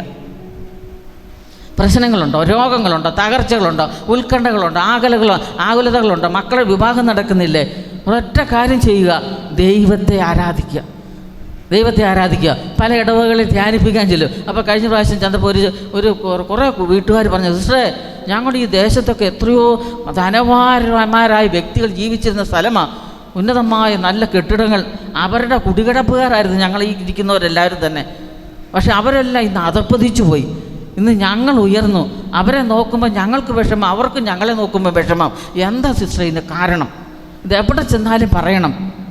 ഇന്ന് ഈ ഒരു ഇടവകയിൽ മാത്രമല്ലേ സംഭവം, അനേക ഇടവകളിൽ ഇത് നടക്കുന്നു. എന്താ പ്രിയപ്പെട്ട സഹോദരങ്ങളെ, ഒരു കാലഘട്ടത്തിൽ ഉയർന്നു നിന്ന പല കുടുംബങ്ങൾ ഇന്ന് അധപ്പതിച്ച് പാറുന്നുണ്ടെങ്കിൽ, അവിടെ ജോലി ചെയ്ത് പറമ്പിൽ കുടികിടപ്പ് കിടന്നവരൊക്കെ ഇന്ന് ഉയരുന്നുണ്ടെങ്കിൽ അതിന് പിന്നിലെ അടിസ്ഥാന കാരണം എന്താണ്? ദൈവത്തെ ആരാധിക്കാൻ മറന്നു പോകുന്നു. നമ്മൾ ആരെയും കുറ്റം പറയുന്നതല്ല, ഈ ആരാധനയാണ് ദൈവത്തിന് വേണ്ടത്. ദൈവത്തിന് വേണ്ടത് ഒന്നാം സ്ഥാനം ദൈവത്തിന് നമ്മൾ കൊടുക്കുക എന്നുള്ളതാണ്. വേറെ ഒന്നും നമ്മൾ ചെയ്യണ്ട. പൂർണ്ണ മഹത്വം എല്ലാം കർത്താവ് നമുക്ക് തിരിച്ചു തരും. നഷ്ടപ്പെട്ടു പോയത് മുഴുവൻ ദൈവം തിരിച്ചു തരും. എനിക്ക് എത്രയോ അനുഭവങ്ങളുണ്ട്. ഓരോരുത്തരുടെ ജീവിതത്തിൻ്റെ മേഖലകൾ നമ്മൾ കണ്ടും പ്രാർത്ഥിച്ചും കഴിയുമ്പോൾ നഷ്ടപ്പെട്ടു പോയത് മുഴുവൻ ദൈവം തിരിച്ചു കൊടുക്കും. ദൈവം തിരിച്ചു കൊടുക്കും. ഹല്ലേലൂയാ, ഹല്ലേലൂയാ. കഴിഞ്ഞ ദിവസം ഒരു ചേട്ടൻ പറഞ്ഞ, ഞാൻ എത്രയോ ഇൻ്റർവ്യൂ നടത്തിയോ, പക്ഷേ എനിക്കൊരു ജോലി മേഖലയിൽ കയറാൻ പറ്റിയിട്ടില്ല. എൻ്റെ മക്കൾക്ക് ഇത് വരാതിരിക്കാൻ വേണ്ടി സിസ്റ്റർ ഞാൻ എന്താ ചെയ്യേണ്ടത്? എനിക്ക് 8 മക്കളാണുള്ളത്. ഇന്നത്തെ കുട്ടികളെല്ലാം മക്കളെല്ലാം ഉയർന്നെന്ന് പറഞ്ഞാൽ അവർ പ്രായമായി, അവർ ജോലി മേഖലയിൽ. എൻ്റെ മക്കൾ ആരും നഷ്ടപ്പെടരുത്, അവർക്കെല്ലാം ജോലി വേണം. അവർക്കിപ്പോൾ 33 വയസ്സായി 40 വയസ്സൊക്കെ ഉണ്ട്, പക്ഷേ ജോലി കിട്ടിയിട്ടില്ല. എന്താ ചെയ്യേണ്ടത്? എനിക്ക് കിട്ടിയിട്ടില്ല. ഞാൻ പറഞ്ഞ ഒരൊറ്റ കാര്യം ചെയ്താൽ മതി, ദൈവത്തെ ആരാധിക്കുക. കിട്ടാത്തതോർത്ത് ദൈവത്തെ ആരാധിക്കുക, ദൈവത്തിന് നന്ദി പറ. ഈ ഒരു വർഷത്തിനുള്ളിൽ ഈ എല്ലാ മക്കൾക്കും ജോലിയും കിട്ടും, വിവാഹവും നടക്കും, അവർക്ക് മക്കളും ഉണ്ടാവും, നല്ല ഭവനം വെച്ച് ജീവിക്കും. നിങ്ങൾ അനുഗ്രഹം പ്രാപിക്കും. അതിനുശേഷമേ ചേട്ടൻ മരിക്കുകയുള്ളൂ. ദൈവത്തെ ആരാധിച്ചോളാൻ പറയും. അതെങ്ങനെ ആരാധിക്കും? വിശുദ്ധ കുർബാനയിൽ പങ്കെടുക്കുക, ദൈവം തന്നതിന് നന്ദി പറയുക. ഇപ്പം ഇല്ലാത്ത അവസ്ഥയോർത്ത് നന്ദി പറയുക. പ്രശ്നങ്ങളിലേക്ക് നോക്കരുത്, പ്രശ്നങ്ങൾ അനുവദിച്ച ദൈവത്തിലേക്ക് നോക്കി ദൈവത്തിന് നന്ദി പറയുക, ദൈവത്തെ ആരാധിക്കുക, തകർച്ചയോർത്ത് ആരാധിക്കുക, ദൈവത്തെ സ്തുതിക്കുക, കുറവുകളോർത്ത് സ്തുതിക്കുക. താരതമ്യം ചെയ്യാൻ അയൽപക്കങ്ങളിലേക്ക് നോക്കരുത്. ഒരൊറ്റ കാര്യം, ദൈവത്തെ സ്തുതിക്കുക. അത് പറഞ്ഞ് ചേട്ടനോട് പറഞ്ഞു വിട്ടു. പ്രിയപ്പെട്ട സഹോദരങ്ങളെ, അവരെല്ലാ ദിവസവും 8 മക്കളും വന്ന് ദേവാലയത്തിൽ വന്ന് വിശുദ്ധ കുർബാനയിൽ പങ്കെടുത്ത് ദൈവത്തെ ആരാധിക്കുകയാണ്. ദിവ്യാന സന്നിധി വന്നിരുന്ന് പ്രാർത്ഥിക്കുകയാണ്. അനുഗ്രഹം. ഇപ്പം 3 പേർക്ക് ഈശോ ജോലി കൊടുത്തു കഴിഞ്ഞു. 3 പേർക്ക് 3 പേരുടെ കല്യാണവും നടന്നു. ജോലി കിട്ടിയോട്ട് വിവാഹമെല്ലാം നടന്നു. അല്ലാതെ മറ്റു മക്കളുടെ ബാക്കിയെല്ലാം കർത്താവ് നടത്തും. ഇസഹാക്ക് ചെയ്തത് അതാണ്, ദൈവത്തെ ആരാധിച്ച് ബലിയർപ്പിച്ച്. ഇത് നമ്മൾ ചെയ്താൽ മതി. അതിനുശേഷം അങ്ങനെ ഇരിക്കുമ്പോൾ, ദൈവത്തെ ബലിയർപ്പിച്ച് ആരാധിച്ചിരിക്കുമ്പോൾ, ഇതാ ഈ അബീമേലെക്കും ഫിലിസ്ത്യരും അവരുടെ അധികാരികളെല്ലാം ഇങ്ങനെ വരിക. ഒരു ദിവസം കാണുക, ഇസഹാക്ക് കാണുക. അപ്പോൾ ഇസഹാക്ക് പറയുന്നുണ്ട്, എന്തിനാ നിങ്ങളെന്നെ വഴക്ക് പിടിച്ച് എന്നെ അവിടുന്ന് പറഞ്ഞു വിട്ടതല്ലേ, ഇനി എന്തിനാ ഇങ്ങോട്ട് വരുന്നത്? അപ്പോൾ പ്രിയപ്പെട്ട സഹോദരങ്ങളെ, ഈ അവർ അബീമേലെക്ക് പറയുന്ന ഒരു കാര്യമുണ്ട്, അത് നമ്മൾ ശ്രദ്ധിക്കണം. 26 ഉൽപ്പത്തി പുസ്തകം 26 അധ്യായത്തിൽ പറയുകയാണ്, അതായത് നിൻ്റെ കൂടെ കർത്താവുണ്ടെന്ന് ഞങ്ങൾക്ക് മനസ്സിലായി. ഹല്ലേലൂയാ. ആരുടെ കൂടെ കർത്താവുണ്ട്? ഇസഹാക്കിൻ്റെ കൂടെ കർത്താവുണ്ടെന്ന് ഞങ്ങൾക്ക് മനസ്സിലായി. അതുകൊണ്ട് നീ ഞങ്ങളെ ഈ ദേശത്ത് നിന്ന് ഇറക്കി വിടരുത്. നീയുമായി ഒരു സഖ്യമുണ്ടാക്കാൻ ഞങ്ങൾ കടന്നു വന്നിരിക്കുകയാണ്. ഹല്ലേലൂയാ. നിൻ്റെ കൂടെ കർത്താവുണ്ട്, നിൻ്റെ കുടുംബത്തിൽ കർത്താവുണ്ട്, നിൻ്റെ പ്രവർത്തനത്തിൽ കർത്താവുണ്ട്, നിൻ്റെ ആടുമാടുകളുടെ ഇടയിൽ നിന്നെ സഹായിക്കുന്ന നിൻ്റെ പരിചാരയുടെ കൂട്ടത്തിൽ നിൻ്റെ എല്ലാ പ്രവർത്തന മേഖലയിലും കർത്താവുണ്ടെന്ന് ഞങ്ങൾക്ക് മനസ്സിലായി. അതുകൊണ്ട് ഞങ്ങളെ ഇവിടുന്ന് പറഞ്ഞു നീയുമായിട്ടൊരു സഖ്യം ഉണ്ടാക്കണം. ഉണ്ടോ പ്രിയപ്പെട്ട സഹോദരങ്ങളെ? ദൈവത്തെ ആരാധിക്കുമ്പോൾ, അതായത് അവർക്ക് ഒത്തിരി തടസ്സം വന്നു, അവർ ആദ്യകാലങ്ങളിൽ ഉണ്ടാക്കിയതെല്ലാം അവർ ഉപേക്ഷിക്കേണ്ടി വന്നു. പക്ഷേ അവരെന്ത് ചെയ്തു? ദൈവത്തെ ആരാധിച്ചു. അവർ വഴക്കിന് പോയില്ല. ഒറ്റ കാര്യം, ബലി അർപ്പിച്ച് ദൈവത്തിന് ആരാധന നടത്തി. പിന്നെ അവർ സഖ്യം ചെയ്തു. അത് മാത്രമല്ല, നിൻ്റെ എല്ലാ പ്രവർത്തനങ്ങളും കർത്താവ് അനുഗ്രഹിക്കുന്നുണ്ടെന്ന് എനിക്ക് ബോധ്യമായി. ആ ഫിലിസ്ത്യരെന്ന് പറയുക, അബീമേലെക്ക് പറയുക, നിൻ്റെ എല്ലാ പ്രവർത്തനങ്ങളിലും കർത്താവ് കൂടെയുണ്ടെന്ന് ഞങ്ങൾക്ക് ബോധ്യമായി. അവന് ഞങ്ങളെ പറഞ്ഞു വിട്ടേക്കരുത്. അങ്ങനെയെങ്കിൽ നമ്മുടെ ആരാധന എങ്ങനെയാണ്? ഒരു പ്രശ്നം വരുമ്പോൾ നമ്മൾ തീർന്നു അല്ലേ? ഒരു രോഗം വരുമ്പോൾ നമ്മൾ തകർന്നു. മക്കളുടെ വിവാഹം നടക്കാതെ വരുമ്പോൾ പിന്നെ നമ്മൾ പരക്കം പായുക. അവിടെ കർത്താവിൻ്റെ സന്നിധിയിലിരിക്കുക, മണിക്കൂറുകൾ ഈശോയുടെ സന്നിധിയിൽ ഇരുന്ന് ആരാധിക്കുക. വിവാഹം നടക്കണമെന്നൊന്നും പറയണ്ട. നമ്മളവിടെ ചെല്ലുമ്പോഴേ ഈശോയ്ക്ക് അറിയാം, ഈശോയെ ആരാധിക്കുന്നു. ഈശോയ്ക്ക് അത് മതി, ആരാധന കിട്ടിയാൽ മതി. സ്വർഗത്തിൽ നിന്ന് ഈശോ നോക്കുന്ന ഇതാണ്, ഭൂമിയിലേക്ക് നോക്കുന്ന ആരാധനയാണ്. ഇത് നമ്മൾ ചെയ്യുമ്പോൾ പ്രിയപ്പെട്ട സഹോദരങ്ങളെ, നമ്മുടെ എല്ലാ പ്രശ്നങ്ങളിലും കർത്താവ് ഇടപെടും. ഹല്ലേലൂയാ, ഹല്ലേലൂയാ. അത് ദൈവത്തെ ആരാധിച്ച് ദൈവത്തെ മഹത്വപ്പെടുത്തുമ്പോഴാണ് അനുഗ്രഹം. നമുക്കറിയാം, യേശയ്യാപ്രവാചകൻ്റെ പുസ്തകത്തിൽ നമ്മൾ വായിക്കുന്നുണ്ട്, ഒരു കാലഘട്ടത്തിൽ, അതായത് ഈ മാലാഖമാരാണ് അല്ലേ, ലൂസിഫറൊക്കെയാണ് ദൈവത്തെ സ്വർഗത്തിൽ നിന്ന് ആരാധിച്ചുകൊണ്ടിരുന്നത്. അപ്പോൾ ലൂസിഫർ പറയുകയാണ്, ഞാൻ എന്തിനാ ദൈവത്തെ ആരാധിക്കുന്നത്? ഞാനും വലിയവനല്ലേ, എനിക്കും അധികാരമില്ലേ, എന്നെയല്ലേ എല്ലാവരും സ്തുതിക്കേണ്ടത്. ഇങ്ങനെ ഞാൻ എൻ്റേത് പറഞ്ഞ് ഇങ്ങനെ അഹങ്കരിച്ചിരുന്ന ലൂസിഫറിനെ കർത്താവ് താഴേക്ക് ഇട്ടു അല്ലേ, ശരിയല്ലേ, താഴെ ഇട്ടു. പിന്നെ ദൈവം ഈ ലൂസിഫർ എന്ന് പറഞ്ഞാൽ അർത്ഥം എന്താ? അത് പ്രകാശം കൊണ്ട് നടക്കുന്നവൻ. അപ്പോൾ ഈ പ്രകാശം കൊണ്ട് നടക്കുന്ന ഞാൻ എന്തിന് മറ്റു ദൈവത്തെ ആരാധിക്കുന്നു? എന്നെയല്ലേ മറ്റുള്ളവർ ആരാധിക്കേണ്ടത്? പ്രിയ സഹോദരങ്ങൾ, ഇങ്ങനെ അഹങ്കരിച്ചപ്പോൾ ദൈവം ഈ ലൂസിഫറിനെ താഴേക്ക് ഇട്ടു. പിന്നെ ദൈവം വേറൊരു ക്രിയേഷൻ മാലാഖമായിട്ട് നടത്തുന്നില്ല. പിന്നെ ദൈവം എന്ത് ചെയ്തു? പിതാവ്, പുത്രൻ, പരിശുദ്ധാത്മാവ് ത്രിയേക ദൈവം ആലോചിച്ചു, ഇനി നമുക്ക് നമ്മുടെ ഛായയിലും സാദൃശ്യത്തിലും മനുഷ്യരെ സൃഷ്ടിക്കാം. അങ്ങനെ മനുഷ്യരെ സൃഷ്ടിച്ചു. അപ്പോൾ ദൈവം ഇന്ന് സ്വർഗത്തിലിരുന്ന് ത്രിത്വം നമ്മളെ ഭൂമിയിലേക്ക് നോക്കുകയാണ്. ഈ ഭൂമിയിൽ എന്നെ ആരാധിക്കുന്ന മനുഷ്യമക്കളുണ്ടോ? ഈ ഭൂമിയിൽ ദൈവത്തെ ആരാധിക്കുന്ന മനുഷ്യമക്കളുണ്ടോ? ഇതാ ദൈവം നോക്കുന്നത്. ഇവർ ഭൂമിയിൽ ദൈവത്തെ ആരാധിച്ചാലേ അവർ സ്വർഗത്തിൽ വരുമ്പോൾ ദൈവത്തെ ആരാധിക്കുകയുള്ളൂ. ഹല്ലേലൂയാ. കരമുയർത്തി ഉറക്കെ സ്തുതിച്ചേ. ഹല്ലേലൂയാ. സ്വരമുയർത്തി ഈശോയേ. Hallelujah, hallelujah, hallelujah, hallelujah, hallelujah, hallelujah, hallelujah, hallelujah. അപ്പോൾ ദൈവത്തെ ആരാധിക്കുന്ന മനുഷ്യരുണ്ടോ? ഇത് ദൈവം നോക്കുന്നുള്ളൂ. അപ്പം നമ്മുടെ പ്രധാന ദൗത്യം എന്താ? ഈശോയെ ആരാധിക്കുക, ത്രിത്വത്തെ ആരാധിക്കുക, വേറെ ഒന്നും നോക്കണ്ട. ആരാധിക്കുമ്പോൾ ദൈവം അനുഗ്രഹം നൽകും. അതുകൊണ്ടല്ലേ നമ്മൾ പുറപ്പാടിൻ്റെ പുസ്തകം 23-ാം അധ്യായം അതിൻ്റെ 25-ാം തിരുവചനം, 23-25 അവിടെ പറഞ്ഞതിൻ്റെ വചനം എന്താ? നമ്മൾ ദൈവമായ കർത്താവിനെ ആരാധിക്കണം. ഉണ്ടോ? ആരാധിക്കണം. അപ്പോൾ എന്ത് സംഭവിക്കും? നിൻ്റെ ഭക്ഷ്യവും പാനീയവും ഞാൻ ആശീർവദിക്കും. എപ്പോഴാണ് ആശീർവദിക്കുന്നത്? ദൈവത്തെ ആരാധിക്കുമ്പോൾ. രോഗങ്ങൾ, നിങ്ങളുടെ ഇടയിൽ നിന്ന് രോഗങ്ങൾ നിർമ്മാർജ്ജനം ചെയ്യും. പിന്നെ എന്താ പറഞ്ഞത്? ഗർഭഛിദ്രമോ വന്ധ്യതയോ നിങ്ങളുടെ നാട്ടിൽ ഉണ്ടാവുകയില്ല. ഞാൻ നിങ്ങൾക്ക് ദീർഘായുസ് നൽകും. എത്ര കാര്യം പറഞ്ഞത്? നിങ്ങൾ ദൈവമായ കർത്താവിനെ ആരാധിക്കണം. ആരാധിച്ചു കഴിഞ്ഞാൽ കിട്ടുന്ന അനുഗ്രഹങ്ങൾ എന്താ കിട്ടുന്നത്? നിങ്ങളുടെ ഭക്ഷ്യവും പാനീയവും അല്ല, നമ്മൾ കഴിക്കുന്ന ഭക്ഷണ പദാർത്ഥങ്ങൾ, വെള്ളം, ഇതെല്ലാം ഞാൻ നിങ്ങൾക്ക് ആശീർവദിച്ച് തരും. വീണ്ടും രോഗങ്ങൾ നിർമ്മാർജ്ജനം ചെയ്യും. രോഗം വരത്തില്ല. എപ്പോഴാ? ദൈവത്തെ ആരാധിക്കുമ്പോൾ. വീണ്ടും ഗർഭഛിദ്രമോ വന്ധ്യതയോ നിങ്ങൾക്കുണ്ടാവുകയില്ല. പിന്നെ എന്താ പറഞ്ഞത്? നിങ്ങൾക്ക് ദീർഘായുസ് നൽകും. ഹല്ലേലൂയാ, ഹല്ലേലൂയാ.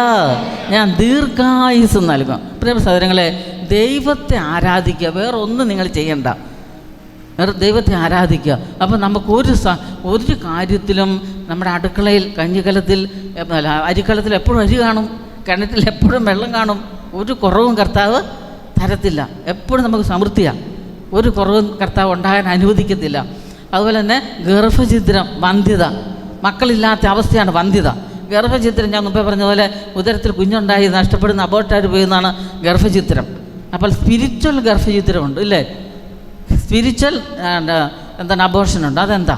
ഇപ്പോൾ ഭാര്യ തീരുമാനിക്കുകയാണ്, ഞാൻ എൻ്റെ ഭർത്താവ് മദ്യപിക്കുന്ന ആളാണ്, പക്ഷെ ഞാൻ എൻ്റെ ഭർത്താവിനെ ഞാൻ കുറ്റം പറയുകയില്ല, ഞാൻ ഭർത്താവിന് വേണ്ടി ഞാൻ പ്രാർത്ഥിക്കും, അങ്ങേയറ്റം ജീവിത പങ്കാളിയെ ഞാൻ മുഴുവൻ സമയം ഞാൻ സ്നേഹിക്കും. ഇങ്ങനെ ഒരു തീരുമാനമെടുത്തെന്ന് വിചാരിച്ചു. ഒരാഴ്ച കഴിഞ്ഞു, 2 ആഴ്ച കഴിഞ്ഞു, നല്ല പറഞ്ഞ തീരുമാനത്തിൽ മുമ്പോട്ട് പോകുക. പക്ഷേ 3-ാമത്തെ ആഴ്ച ഈ മദ്യപാനം കഴിഞ്ഞ് വീട്ടിലേക്ക് കടന്നു വന്നപ്പോൾ 2 ആഴ്ച കുടിച്ചിട്ടാണ് വന്നത്, പക്ഷെ സ്നേഹിച്ചു. 3-ാമത്തെ ആഴ്ച വന്നപ്പോൾ ഈ ഭാര്യയ്ക്ക് അങ്ങ് അരിശം വന്നു, പൊട്ടിത്തെറിക്കാൻ തുടങ്ങി. അപ്പോൾ അവിടെ എന്ത് സംഭവിച്ചു? ഗർഭഛിദ്രം ഉണ്ടായി. ശരിയല്ലേ? ആ സ്പിരിച്വൽ അബോർഷൻ അവിടെ വന്നു. എടുത്ത തീരുമാനം നാം മുഴുവൻ നടപ്പാക്കാൻ പറ്റിയോ? ഇടയ്ക്ക് വെച്ച് പൊട്ടിപ്പോയി, ഇടയ്ക്ക് വെച്ച് അത് വിട്ടുപോയി. ഹല്ലേലൂയാ, ഹല്ലേലൂയാ. അപ്പം നമ്മൾ ഉദരത്തിൽ കുഞ്ഞ് ജനിച്ച് പുറത്തേക്ക് അത് അബോർട്ട് ചെയ്ത് പോകുന്ന മാത്രമല്ല ഗർഭഛിദ്രം, ഇനിയൊരു മദ്യപാനി ചിന്തിക്കുക, മദ്യപിക്കുന്ന വ്യക്തി, ഞാൻ ഇനി മദ്യപിക്കുന്നില്ല, എനിക്ക് മദ്യപിക്കുമ്പോൾ എൻ്റെ ഭാര്യയ്ക്കും മക്കൾക്കും ഉള്ളത് ഞാൻ കുടിച്ചു തീർക്കുക, അവർക്ക് കൊടുക്കേണ്ടത് കൊടുക്കുന്നില്ല, അതുകൊണ്ട് ഞാനിത് സ്റ്റോപ്പ് ചെയ്തു. 50 നോയമ്പിന് 50 ദിവസവും മദ്യപിക്കായിരുന്നു. ഈസ്റ്ററിൻ്റെ ദിവസം പൂരം കുടിച്ചു തീർത്തു. അപ്പോൾ അവിടെ സ്പിരിച്വൽ അബോർഷൻ വന്നു മുഴുവൻ ദിവസം. അതാണ് ഗർഭഛിദ്രം വന്നു. എടുത്ത തീരുമാനം അത് മുഴുവൻ ദിവസം കൊണ്ടുപോകാൻ പറ്റുമോ? 50 ദിവസം കൊണ്ടുപോയി കാണും. അത് കഴിഞ്ഞൊക്കെ വീട് കണ്ടിന്യൂ ചെയ്യാൻ പറ്റുമോ? ഇല്ല. ഇതുപോലെയാണ് പ്രിയപ്പെട്ടവരെ നന്മ ചെയ്യുന്നതിൽ, ജീവകാരുണ്യ പ്രവൃത്തി ചെയ്യുന്നതിൽ, മറ്റുള്ളവരുടെ വഴക്ക് പിടിക്കുന്നതിൽ, നമ്മൾ എടുക്കുന്ന നല്ല തീരുമാനങ്ങളൊന്നും കുടുംബത്തിൽ സമാധാനം കാത്തു സൂക്ഷിക്കുന്നതിൽ, കുടുംബ പ്രാർത്ഥന അനുദിനം ചെല്ലുന്നതിൽ നമ്മൾ നല്ല തീരുമാനമെടുക്കും. കൊച്ചുകുട്ടികൾ, അതൊരു യുവതിയുവാക്കന്മാർ നമ്മുടെ കുടുംബത്തിൽ മാതാപിതാക്കളെ സ്നേഹിക്കുന്നതിൽ, വൈകിട്ട് കുടുംബ പ്രാർത്ഥന കഴിഞ്ഞിട്ട് മാതാപിതാക്കൾക്ക് മക്കൾ സ്തുതി കൊടുക്കുന്നതിൽ, ഇതെല്ലാം നമ്മളിന്ന് അബോർട്ട് ചെയ്ത് പോയിക്കുക. ശരിയല്ലേ? കാരണം ദൈവത്തിന് കൊടുക്കേണ്ട ആരാധന പൂർണ്ണമായിട്ടും കൊടുക്കാൻ പറ്റാത്ത വിധത്തിൽ അത് നമുക്ക് നഷ്ടപ്പെടുകയാണ്. ഈ സ്പിരിച്വൽ അബോർഷൻ ഇന്ന് പല കുടുംബങ്ങളിലേക്ക് കടന്നു വരികയാണ്. കുട്ടികളുടെ ഇടയിലും മുതിർന്നവരുടെ ഇടയിലും പ്രായമായവരുടെ ഇടയിലും. അതുകൊണ്ടൊരു നല്ല ജീവിതം നയിക്കാൻ പറ്റും. ദൈവത്തെ ആരാധിക്കാൻ പറ്റുന്നില്ല. എടുക്കുന്ന തീരുമാനം അത് നമ്മളിൽ നിന്നും പൂർണ്ണമായിട്ടും വിട്ടുപോകുന്നു. വളരെ കുറച്ച് ദിവസത്തേക്ക്. അതുപോരാ. അതുകൊണ്ട് ദൈവത്തെ ആരാധിച്ചാൽ, പുറപ്പാടിൻ്റെ പുസ്തകത്തിൽ 23-ാം അധ്യായം 25-ാം തിരുവചനം പറയുന്നത് എന്താണ്? ഇങ്ങനെ ഒരു ഗർഭഛിദ്രം, വന്ധ്യത നിങ്ങളുടെ ജീവിതത്തിൽ വരികയില്ല. ദൈവത്തെ ആരാധിച്ചോ എല്ലാ മേഖലകളിലും. ഇപ്പം നമുക്ക് ഒത്തിരി പ്രശ്നങ്ങളുണ്ട്, ഒത്തിരി തകർച്ചകളുണ്ട്. കുടുംബത്തിൽ നമ്മൾ വിചാരിക്കുന്ന പോലെ കാര്യങ്ങളൊന്നും നടക്കുന്നില്ല. ഒറ്റ കാര്യം ചെയ്താൽ മതി. വിശുദ്ധ ദിനം വിശുദ്ധ കുർബാനയിൽ പങ്കെടുക്കുക. 24 മണിക്കൂറിൻ്റെ ദശാംശ സമയം ഈശോയ്ക്ക് കൊടുക്കുക. എന്നിട്ട് ഈശോയുടെ അടുത്തിരുന്ന് ഒന്നും അറിയത്തില്ല, ഈശോയെ ഞാനങ്ങനെ ആരാധിക്കുന്നു, ഞാനങ്ങനെ സ്നേഹിക്കുന്നു, അത്രയും പറയാൻ മേലെ. അങ്ങനെ പറഞ്ഞ് പ്രാർത്ഥിച്ച് അത്ഭുതം നടക്കും. ഈ അടുത്ത ദിവസം 44-ാമത്തെ വയസ്സിൽ, അതായത് 24 വയസ്സ് പ്രായമുള്ളപ്പോൾ വിവാഹം ആലോചിക്കുന്നതാണ്. ഇപ്പോൾ ഈ ഈസ്റ്റർ കഴിഞ്ഞപ്പോൾ അതിൻ്റെ ഈ 44-ാമത്തെ വയസ്സിൽ ഞാൻ ഇവരോട് പറഞ്ഞു, മക്കളെ, ആ നോയമ്പിൻ്റെ കാലം ഇവിടെ അവരിവിടെ വന്നു.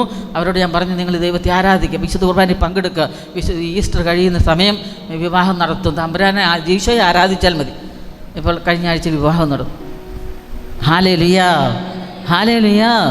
അപ്പോൾ ഈശോയ്ക്ക് നമ്മൾ കൊടുക്കേണ്ട ആരാധനയും സ്തുതി ഈശോയ്ക്ക് കൊടുക്കണം. തടസ്സങ്ങൾ മാറും. അതല്ലേ നമുക്ക് മോശയുടെ ജീവിതത്തിലേക്ക് നോക്കിക്കേ. മോശ എന്തൊരു അരിശക്കാരനായിരുന്നു അല്ലേ? അരിശമായിരുന്നു. അപ്പം ദൈവം എഴുതി കൊടുത്ത സ്വന്തം കൈ കൊണ്ട് എഴുതി കൊടുത്ത ആ കൽപ്പലകൾ അരിശം വന്നിട്ട് വലിച്ചെറിഞ്ഞു.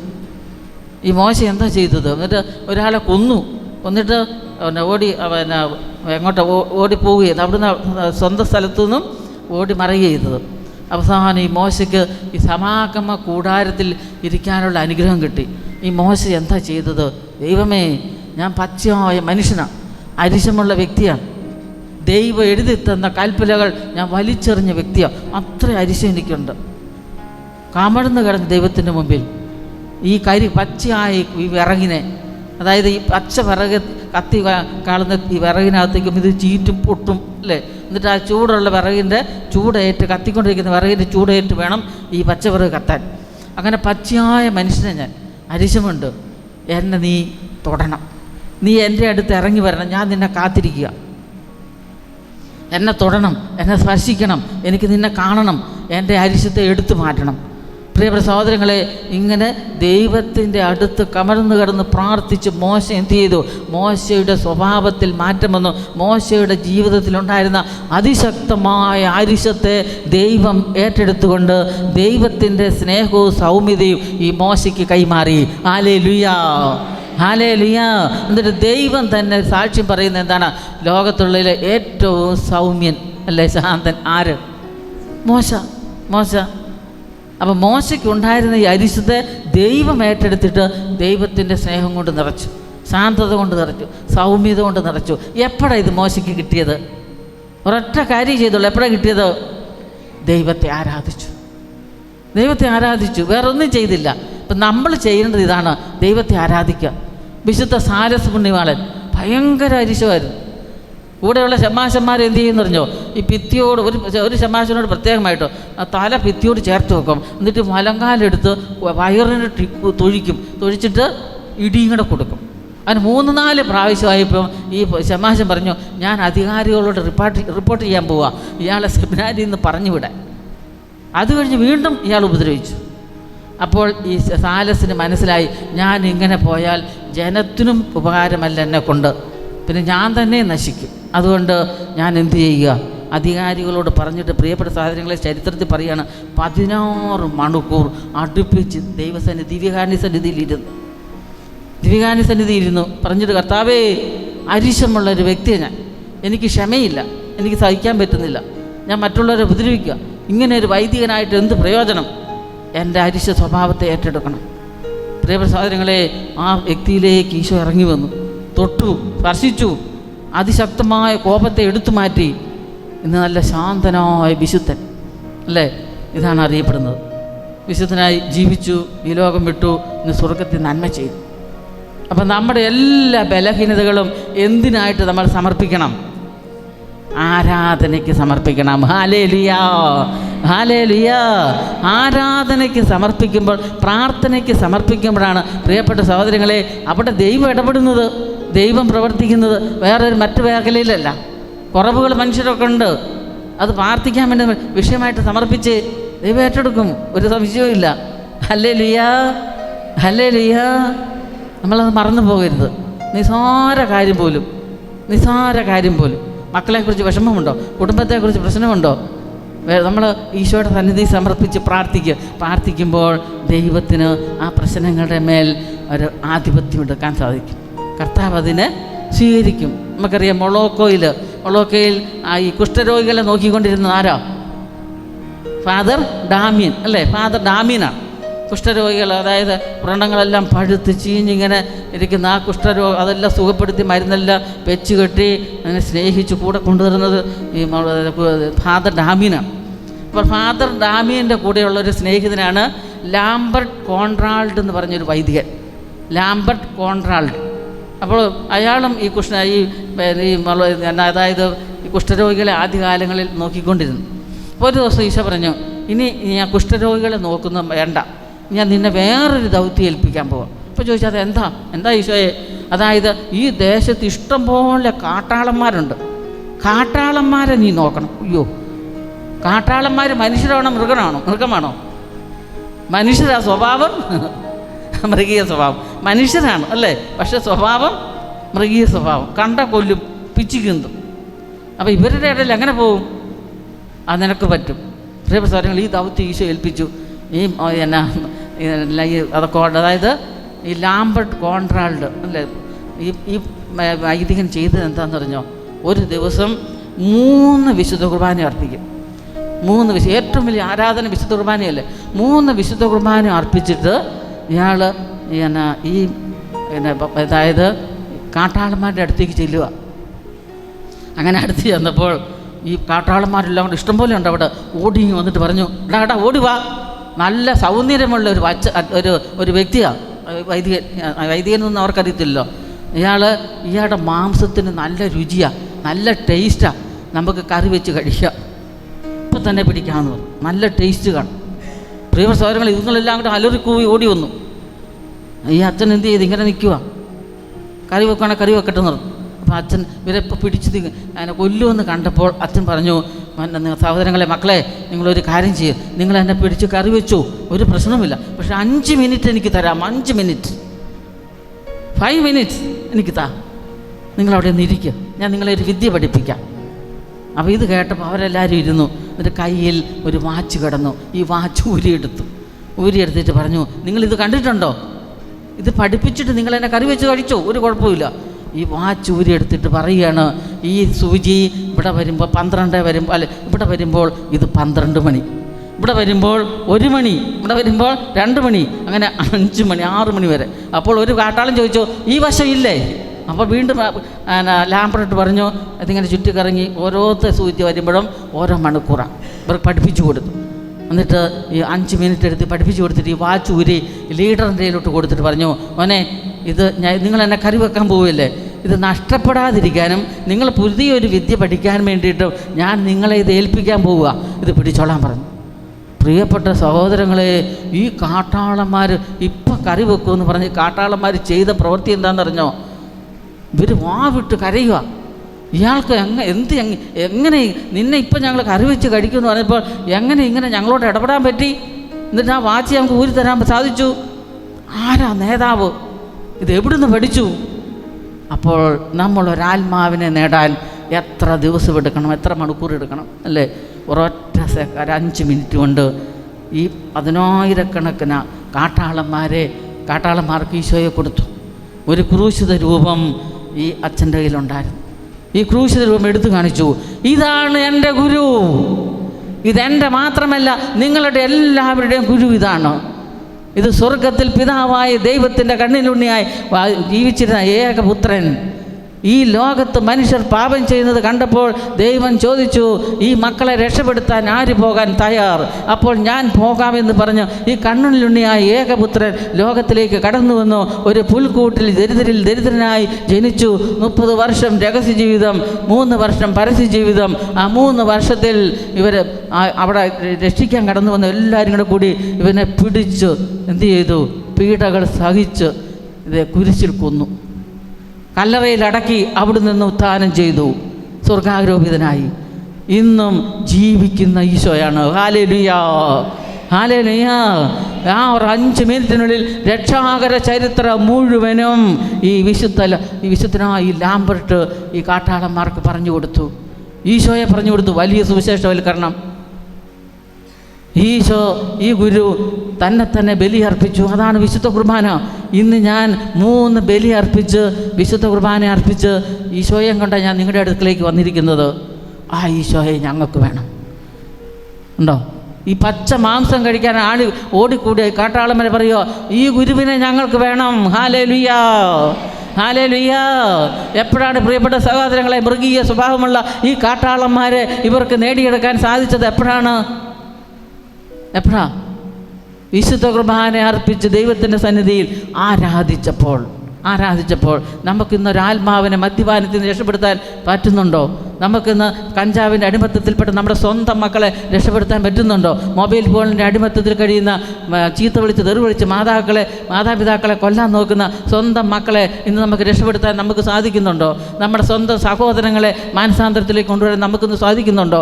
എന്തുകൊണ്ടാണ് ഈ ലാംബർട്ട് വൈദികന്, വിശുദ്ധനായ വൈദികൻ ഈ ലാംബർട്ടിന് ഈ കാട്ടാളന്മാരെ ഈശോയ്ക്ക് പറഞ്ഞു കൊടുക്കാൻ, കാട്ടാളന്മാർക്ക് ഈശോയെ കൊടുക്കാൻ പറ്റിയത് ഈശോയെ ആരാധിച്ചപ്പോൾ. പ്രിയപ്പെട്ട സഹോദരങ്ങളെ, ഇതേ ദൗത്യമാണ് നമുക്കും ചെയ്യാനുള്ളത്. ഒരാത്മാവ് പോലും നഷ്ടപ്പെടാൻ ഇടവരുത്താതെ ആത്മാക്കളുടെ മുഴുവൻ ഹൃദയഭാരം ഏറ്റെടുത്ത് ദൈവത്തിന് മുമ്പിൽ നിലവിളിച്ച് പ്രാർത്ഥിച്ച അബ്രാഹത്തിൻ്റെ മനോഭാവം. ആരോടും മഴക്ക് പിടിക്കാതെ ദൈവസന്നിധിയിൽ ബലിയർപ്പിച്ച് പ്രാർത്ഥിച്ച ഇസ്ഹാക്കിൻ്റെ മനോഭാവം. പഴയ നിയമത്തിലും പുതിയ നിയമത്തിലും ഓരോരുത്തരും ജീവിതം നോക്കുക. ദൈവത്തെ ആരാധിക്കുക, തീക്ഷ്ണതയിൽ മാന്യം കൂടാതെ ആത്മാവിൽ ജ്വലിക്കുന്നവരായി കർത്താവിനെ ശുശ്രൂഷിക്കുവാൻ ദൈവം നമ്മളെ ഇന്ന് ദൗത്യം ഏൽപ്പിച്ചിട്ടുണ്ടെങ്കിൽ നമ്മൾ ചെയ്യേണ്ട ഏക പ്രവൃത്തി ദൈവത്തെ ആരാധിക്കുക. മുഴുവൻ സമയം പ്രാർത്ഥിക്കുന്നവരായി മാറുക, നന്മ പ്രവൃത്തികൾ ചെയ്യുക, വചനം വായിക്കുക, ഭാവം ഉപേക്ഷിച്ച് ദൈവത്തിൽ വിശുദ്ധിയോടെ ജീവിക്കാൻ നോക്കുക. ശരീരത്തിലും മനസ്സിലും ആത്മാവിലും വിശുദ്ധി നിറഞ്ഞ ജീവിതം. അങ്ങനെ നമ്മൾ ഇവിടെ വെച്ച് ജീവിച്ച് ദൈവം സ്വർഗത്തിൽ നോക്കിയാണ് എത്ര പേര് ഇവിടെ വെച്ച് എന്നെ ആരാധിക്കുന്നുണ്ട്.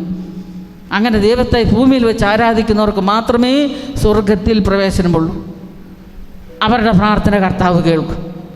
Hallelujah, hallelujah. അതിനാണ് നമ്മൾ പ്രാർത്ഥിക്കേണ്ടത്. ദൈവത്തെ ആരാധിക്കാൻ, ദൈവത്തെ സ്നേഹിക്കാൻ. വേറെ ഒന്നും നമ്മൾ നോക്കണ്ട. വചനം വായിക്കുക, പ്രാർത്ഥിക്കുക, നന്മ പ്രവർത്തിക്കുക. ആത്മാക്കൾക്ക് വേണ്ടിയുള്ള ഒരു ഹൃദയഭാരം നമ്മൾ ഏറ്റെടുക്കുക. ഒരു വ്യക്തി പോലും നഷ്ടപ്പെടരുത്. ഒന്ന് കൈപിടിച്ച് പിടിക്കാൻ. രാത്രിയുടെ യാമങ്ങളിൽ 1 മണിക്കൂർ ഉറക്കളിച്ച് ലോകത്തിൽ മുഴുവൻ നഷ്ടപ്പെടുന്ന ആത്മാക്കളെ രക്ഷപ്പെടുത്താൻ എൻ്റെ ഈ ആരാധന സമയം നമ്മൾ കഴിച്ചു. ഈ കഴിഞ്ഞ ദിവസം ഒരു ചേട്ടനോട് പറഞ്ഞാൽ, ഞാൻ ഉറങ്ങിയിട്ട് 16 വർഷമായി. അപ്പോൾ ഡോക്ടർമാരെ ഒന്നും കണ്ടില്ലേ, അവർ മരുന്നൊക്കെ തന്നിട്ട് എനിക്ക് ഉറങ്ങാൻ പറ്റുന്നില്ല. അപ്പോൾ എന്തു ചെയ്യും? ഞാൻ പരാതി പറയും, ദൈവത്തെ ഞാൻ ശപിക്കും, എനിക്ക് ഉറങ്ങാൻ പറ്റുന്നില്ല, എൻ്റെ ഭാര്യയൊക്കെ കൂർക്കം വലിച്ച് ഉറങ്ങുന്നു. ഇത് എന്തൊരു ലോകം! പ്രിയപ്പെട്ട സഹോദരൻ്റെ ദൈവം എത്ര വർഷം ഉറങ്ങി? ഞാൻ 40 വർഷം ഉറങ്ങി, ഇപ്പോൾ ഉറങ്ങാൻ പറ്റുന്നില്ല. അന്ന് ദൈവത്തിന് നന്ദി പറഞ്ഞോ? ഇല്ല. സഹോദരൻ വരാൻ പറഞ്ഞു, ഇവിടെ വന്നു. സഹോദരൻ ഉറങ്ങാൻ പറ്റുന്നില്ലെങ്കിൽ ജീവിക്കാൻ പറ്റുന്നുണ്ടല്ലോ, ഭക്ഷണം കഴിക്കുന്നില്ലേ, ആരോഗ്യത്തിൽ വലിയ പ്രശ്നമൊന്നുമില്ലല്ലോ, എന്തുകൊണ്ടാണ് ഉറങ്ങാൻ പറ്റാതെ ദൈവം അനുവദിക്കുന്നത്? ദൈവത്തെ ആരാധിക്കാൻ, വചനം വായിക്കാൻ, പ്രാർത്ഥിക്കാൻ, വിശുദ്ധ കുർബാനയിൽ പങ്കെടുക്കാൻ. ഞാൻ പോകത്തില്ല വിശുദ്ധ കുർബാനയിൽ പങ്കെടുക്കാൻ, ഞാൻ ഉറങ്ങാതെ എങ്ങനെ പോകും? ഇല്ല, പോകണം. ഇവിടെ വലിയ അന്ന് ധ്യാനം നടക്കുന്ന ദിവസം ഈ സഹോദരനെ ദേവാലയത്തിൽ കയറ്റി നമുക്ക് വിശുദ്ധ കുർബാനയിൽ പങ്കെടുക്കാം. ദൈവം പ്രവർത്തിക്കും, ദൈവം പ്രവർത്തിക്കും. ബലിയർപ്പിക്കുക, നന്ദി പറഞ്ഞ് പ്രാർത്ഥിക്കുക. ദൈവമേ, ഞാൻ ഈ 16 വർഷം ഉറങ്ങാതിരുന്ന അന്ന് രാത്രി മുഴുവനും ദൈവത്തെ ശപിച്ച് പറഞ്ഞ് ചീത്ത വാക്കുകളെല്ലാം ഇപ്പോൾ ഞാൻ ആരാധനയ്ക്ക് വിഷയമാക്കുന്നു. എനിക്ക് ഉറക്കമില്ലാത്ത അവസ്ഥയെ ഞാൻ ആരാധനയ്ക്ക് വിഷയമാക്കുന്നു. എൻ്റെ മക്കളെ, എൻ്റെ ഭാര്യയെ, ജീവിത പങ്കാളി എല്ലാം ഞാൻ ദൈവത്തിൻ്റെ കരങ്ങളിൽ സമർപ്പിക്കുന്നു. എൻ്റെ ജീവിത സാഹചര്യത്തെ സമർപ്പിക്കുന്നു. ഇപ്പോൾ എൻ്റെ മനസ്സിലുള്ള ദുഃഖ, ദുരിതം, വേദന, അസ്വസ്ഥകൾ ദൈവത്തെ സമർപ്പിച്ച് ദൈവത്തെ ആരാധിക്കുന്നു പറഞ്ഞ് പ്രാർത്ഥിക്കാൻ പറഞ്ഞു. പ്രിയപ്പെട്ട സഹോദരങ്ങളെ, ആ ബലി മുഴുവനും മുഴുവൻ സമയം കണ്ണിൽ നിന്ന് ധാരായിട്ട് വെള്ളം ഒഴുകുകയാണ്. ഈശോ തൊട്ടു ആ മകനെ, ഈശോ തൊട്ടു. പിറ്റേ ദിവസം ആ സഹോദരൻ ഓടി വന്ന് പറഞ്ഞു, സിസ്റ്ററെ, ഞാൻ നല്ലതുപോലെ ഉറങ്ങി 16 വർഷം കൂടി. എപ്പോഴാണ് പ്രിയപ്പെട്ട ഇന്ന് കഴിഞ്ഞ ആഴ്ച നടന്ന സംഭവം നിങ്ങളോട് പറയുന്നത്? എപ്പോഴാണ് ദൈവത്തെ എപ്പോഴാണ് ആ സഹോദരൻ ഉറങ്ങാൻ പറ്റിയത്? എപ്പോഴാണ്? ദൈവത്തെ ആരാധിച്ചപ്പോൾ. ഏറ്റവും വലിയ ആരാധനയായി വിശുദ്ധ കുർബാനയിൽ പങ്കെടുത്ത് ദൈവത്തിൻ്റെ സന്നിധിയിൽ ആ ബുദ്ധിമുട്ടുകളും ക്ലേശങ്ങളും ദുരിതങ്ങളും ആകുലതകളും അസ്വസ്ഥകളെല്ലാം ഒന്നൊന്നിനായി സമർപ്പിച്ച് പ്രാർത്ഥിക്കാൻ തുടങ്ങിയപ്പോൾ ആ ജീവിതത്തിൽ ബുദ്ധിമുട്ട് നിറഞ്ഞ, അതല്ലെങ്കിൽ ദൈവത്തെ തള്ളിപ്പറഞ്ഞ ആ ജീവിതത്തിലേക്ക് കർത്താവ് ഇറങ്ങി വന്നു. അനുതാപത്തിൻ്റെ കൃപ കൊടുത്തു. ആ ജീവിതത്തെ കർത്താവ് ഏറ്റെടുത്തു. പ്രിയപ്പെട്ട സഹോദരങ്ങളെ, നമുക്ക് എഴുന്നേറ്റ് നിൽക്കാം. നമ്മുടെ കരങ്ങൾ ദൈവത്തിന് നമുക്ക് ഉയർത്താം. നമ്മുടെ ജീവിതത്തിലുണ്ട് പ്രശ്നങ്ങൾ, ദൈവത്തെ തള്ളിപ്പറഞ്ഞ നിമിഷങ്ങളുണ്ട്, സാഹചര്യങ്ങളുണ്ട്. അറിഞ്ഞറിയാതെയോ എൻ്റെ ജീവിതത്തിലേക്ക് കടന്നു വന്ന ചില ജീവിത സാഹചര്യങ്ങൾ, ഒറ്റപ്പെട്ട നിമിഷങ്ങൾ, തള്ളിപ്പറഞ്ഞ നിമിഷങ്ങൾ, മറ്റുള്ളവർക്ക് ആർക്കും എന്നെ വേണ്ട, അതിൽ എൻ്റെ ജീവിതത്തിൽ ഞാൻ ഒത്തിരിയേറെ സഹിക്കുന്നു. രോഗത്തിൻ്റെ മേഖലയിൽ പലതരത്തിൽ ഞാൻ വിചാരിക്കുന്ന പോലെ കാര്യങ്ങൾ നടക്കുന്നില്ല. സാമ്പത്തിക പ്രശ്നങ്ങൾ എന്തുമായിക്കൊള്ളട്ടെ, ഇത് ആരാധനയ്ക്ക് വിഷയമാക്കാൻ പോകണം. ഈ സമയം കർത്താവത്തോടും കരമുയർത്തട്ടെ. എല്ലാവരും ചങ്കുപൊട്ടി വിളിക്കട്ടെ, എൻ്റെ ഈശോയെ വിളിച്ചു. ഈശോയെ അതിനം തുറന്ന് വിളിക്കട്ടെ. ദുഃഖ ദുരിതങ്ങളിലേക്ക്, വേദനകളിലേക്ക്, കഷ്ടപ്പാടുകളിലേക്ക് ഇതാ കർത്താവ് ഇറങ്ങി വരികയാണ്. വിളിക്കട്ടെ. തീഷ്ണതയിൽ മാന്യം കൂടാതെ ആത്മാവിൽ ജ്വലിക്കുന്നവരായി കർത്താവിനെ ശുശ്രൂഷിക്കുന്ന വ്യക്തികളായിട്ട് മാറാൻ കർത്താവ് തിരഞ്ഞെടുക്കുകയാണ്. ഉയർത്തപ്പെട്ട കരങ്ങളെ സ്വരമുയർത്തി വിളിച്ച് ഈശോയെ വിളിക്കട്ടെ. പ്രാർത്ഥിക്കുക. ചെറിയവരും വലിയവരും എല്ലാവരും വിളിച്ച് പ്രാർത്ഥിക്കട്ടെ. കർത്താവിനെ ശുശ്രൂഷിക്കുന്നതിനുള്ള ദൈവ മക്കൾ ഇതാ കർത്താവിൻ്റെ സന്നിധിയിൽ നിൽക്കുന്നു. സ്വരമുയർത്തി വിളിക്കുക, ഈശോയെ എന്ന് വിളിക്കുക.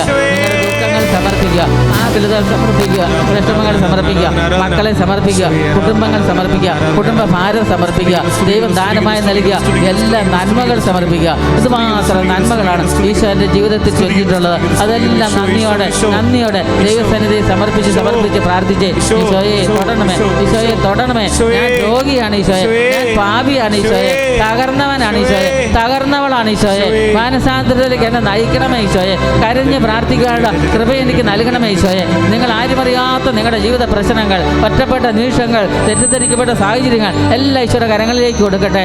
ദൈവം തന്ന ദാനങ്ങൾ ഈശോയുടെ കരങ്ങളിലേക്ക് സമർപ്പിക്കട്ടെ. മക്കളെ ഓർത്ത് ഉള്ള വേദന സമർപ്പിക്കട്ടെ. ഈശോയെ എങ്ങും എത്തിച്ചേർന്നിട്ടില്ല, പലതരത്തിലുള്ള ഭാരമുണ്ട് ഈശോയെ. സമർപ്പിച്ച് പ്രാർത്ഥിക്കുക. ഈശോ തൊടുകയാണ്, ഈശോ ഇതാ അനുഗ്രഹിക്കുകയാണ്. ഉത്ഥാനം ചെയ്ത ഈശോ ഇതാ ഓരോരുത്തരെ അടുക്കൽ നിൽക്കുന്നു. ഉത്തിതനായ ഈശോ ഇതാ എന്നെ സ്പർശിക്കുന്ന സമയമാണ്, എന്നെ സന്ദർശിക്കുന്ന സമയമാണ്, എൻ്റെ പ്രശ്നങ്ങളെ ഏറ്റെടുക്കുന്ന സമയമാണ്. നന്ദി നിറഞ്ഞ ഹൃദയത്തോടെ പ്രാർത്ഥിക്കട്ടെ. യേശുവേ അനേക മക്കളെ ഈശോ ഇതാ അനുഗ്രഹിക്കുകയാണ്. ഹൃദയത്തിൽ ഒത്തിരിയേറെ ഭാരവുമായി കടന്നു വന്ന മക്കളിലേക്ക് ദൈവത്തിൻ്റെ വലിയ ദൈവ സ്നേഹം ഈശോ ഒഴുക്കിക്കൊണ്ടിരിക്കുന്നു. വർഷങ്ങളായി തലവേദനയുമായി കടന്നു വന്ന മക്കളെ ഇതാ ഈശോ അനുഗ്രഹിക്കുന്നു, സൗഖ്യം നൽകി അനുഗ്രഹിക്കുന്നു. വിവാഹ പ്രായമായിട്ടും എത്ര വിവാഹം ആലോചിച്ചിട്ടും ഈശോയെ നടക്കുന്നില്ലല്ലോ എന്നുള്ള ഹൃദയവേദനയിൽ കഴിയുന്ന മക്കളെ ഇതാ ഈശോ അനുഗ്രഹിക്കുന്നു. പ്രാർത്ഥിക്കട്ടെ. റിസൾട്ട് നല്ലപോലെ പഠിച്ച് പരീക്ഷ എഴുതിയിട്ടും ഈശോയെ എഴുതാൻ നല്ല റിസൾട്ട് കിട്ടിയില്ലല്ലോ എന്ന് മനസ്സിൽ ചിന്തിക്കുക, കിട്ടുമോ എന്ന് സംശയിക്കുന്ന മക്കൾക്ക് ഈശോ നല്ല റിസൾട്ട് നൽകി ഈശോ അനുഗ്രഹിക്കുന്നു. ഹല്ലേലൂയ. തൊഴിൽ മേഖലയിൽ പല ഇൻ്റർവ്യൂ അറ്റൻഡ് ചെയ്തിട്ടും ഈശോയെ നല്ല ജോലി കിട്ടുന്നില്ല എന്ന് വേദനിക്കുന്ന മക്കളിലേക്ക് ഇതാ ഈശോയുടെ വലിയ സ്പർശനം കടന്നു വരുന്നു. പ്രാർത്ഥിക്കുക, പ്രാർത്ഥിക്കുക. എല്ലാ മക്കളും പ്രാർത്ഥിക്കട്ടെ. ഒരു ഭവനം വേണ്ടി ആഗ്രഹിച്ചിട്ട് ഈശോയെ ഭവനം കിട്ടുന്നില്ല, വർഷങ്ങളായി വാടക ഭവനത്തിൽ താമസിക്കുന്നു. അങ്ങനെയുള്ള മക്കളെ ഇതാ ഈശോ അനുഗ്രഹിക്കുന്നു. പ്രാർത്ഥിച്ചുകൊള്ളുക. മദ്യപാനത്തിൻ്റെ അടിമത്തത്തിൽ നിന്ന് എനിക്ക് രക്ഷപ്പെടണമെന്ന് ആഗ്രഹമുണ്ട്. ഈശോയെ അങ്ങനെ ചിന്തിക്കുന്ന വ്യക്തികളിലേക്ക് ഈശോയുടെ വലിയ സാന്നിധ്യം ഒഴുകട്ടെ എന്ന് പ്രാർത്ഥിക്കുന്നു. കരമുയർത്തി വിളിച്ച് ഈശോയെ എന്ന് വിളിക്കുക. ശരീരത്തിൽ അമിതമായ ചൂട്, ശിരസ് മുതൽ ഉള്ളംകാല് വരെയുള്ള എല്ലാ മേഖലകളിലെ വേദനകൾ, ആകുലതകൾ, അസ്വസ്ഥതകൾ കർത്താവേ ഇതാ ഈശോയുടെ സാന്നിധ്യം മക്കളിലേക്ക് ഈശോ നൽകുന്നു. സ്വരമുയർത്തി വിളിച്ചേ ഈശോയെ. നിർത്താതെ വിളിക്കാമോ? അടയാളങ്ങൾ സംഭവിക്കട്ടെ.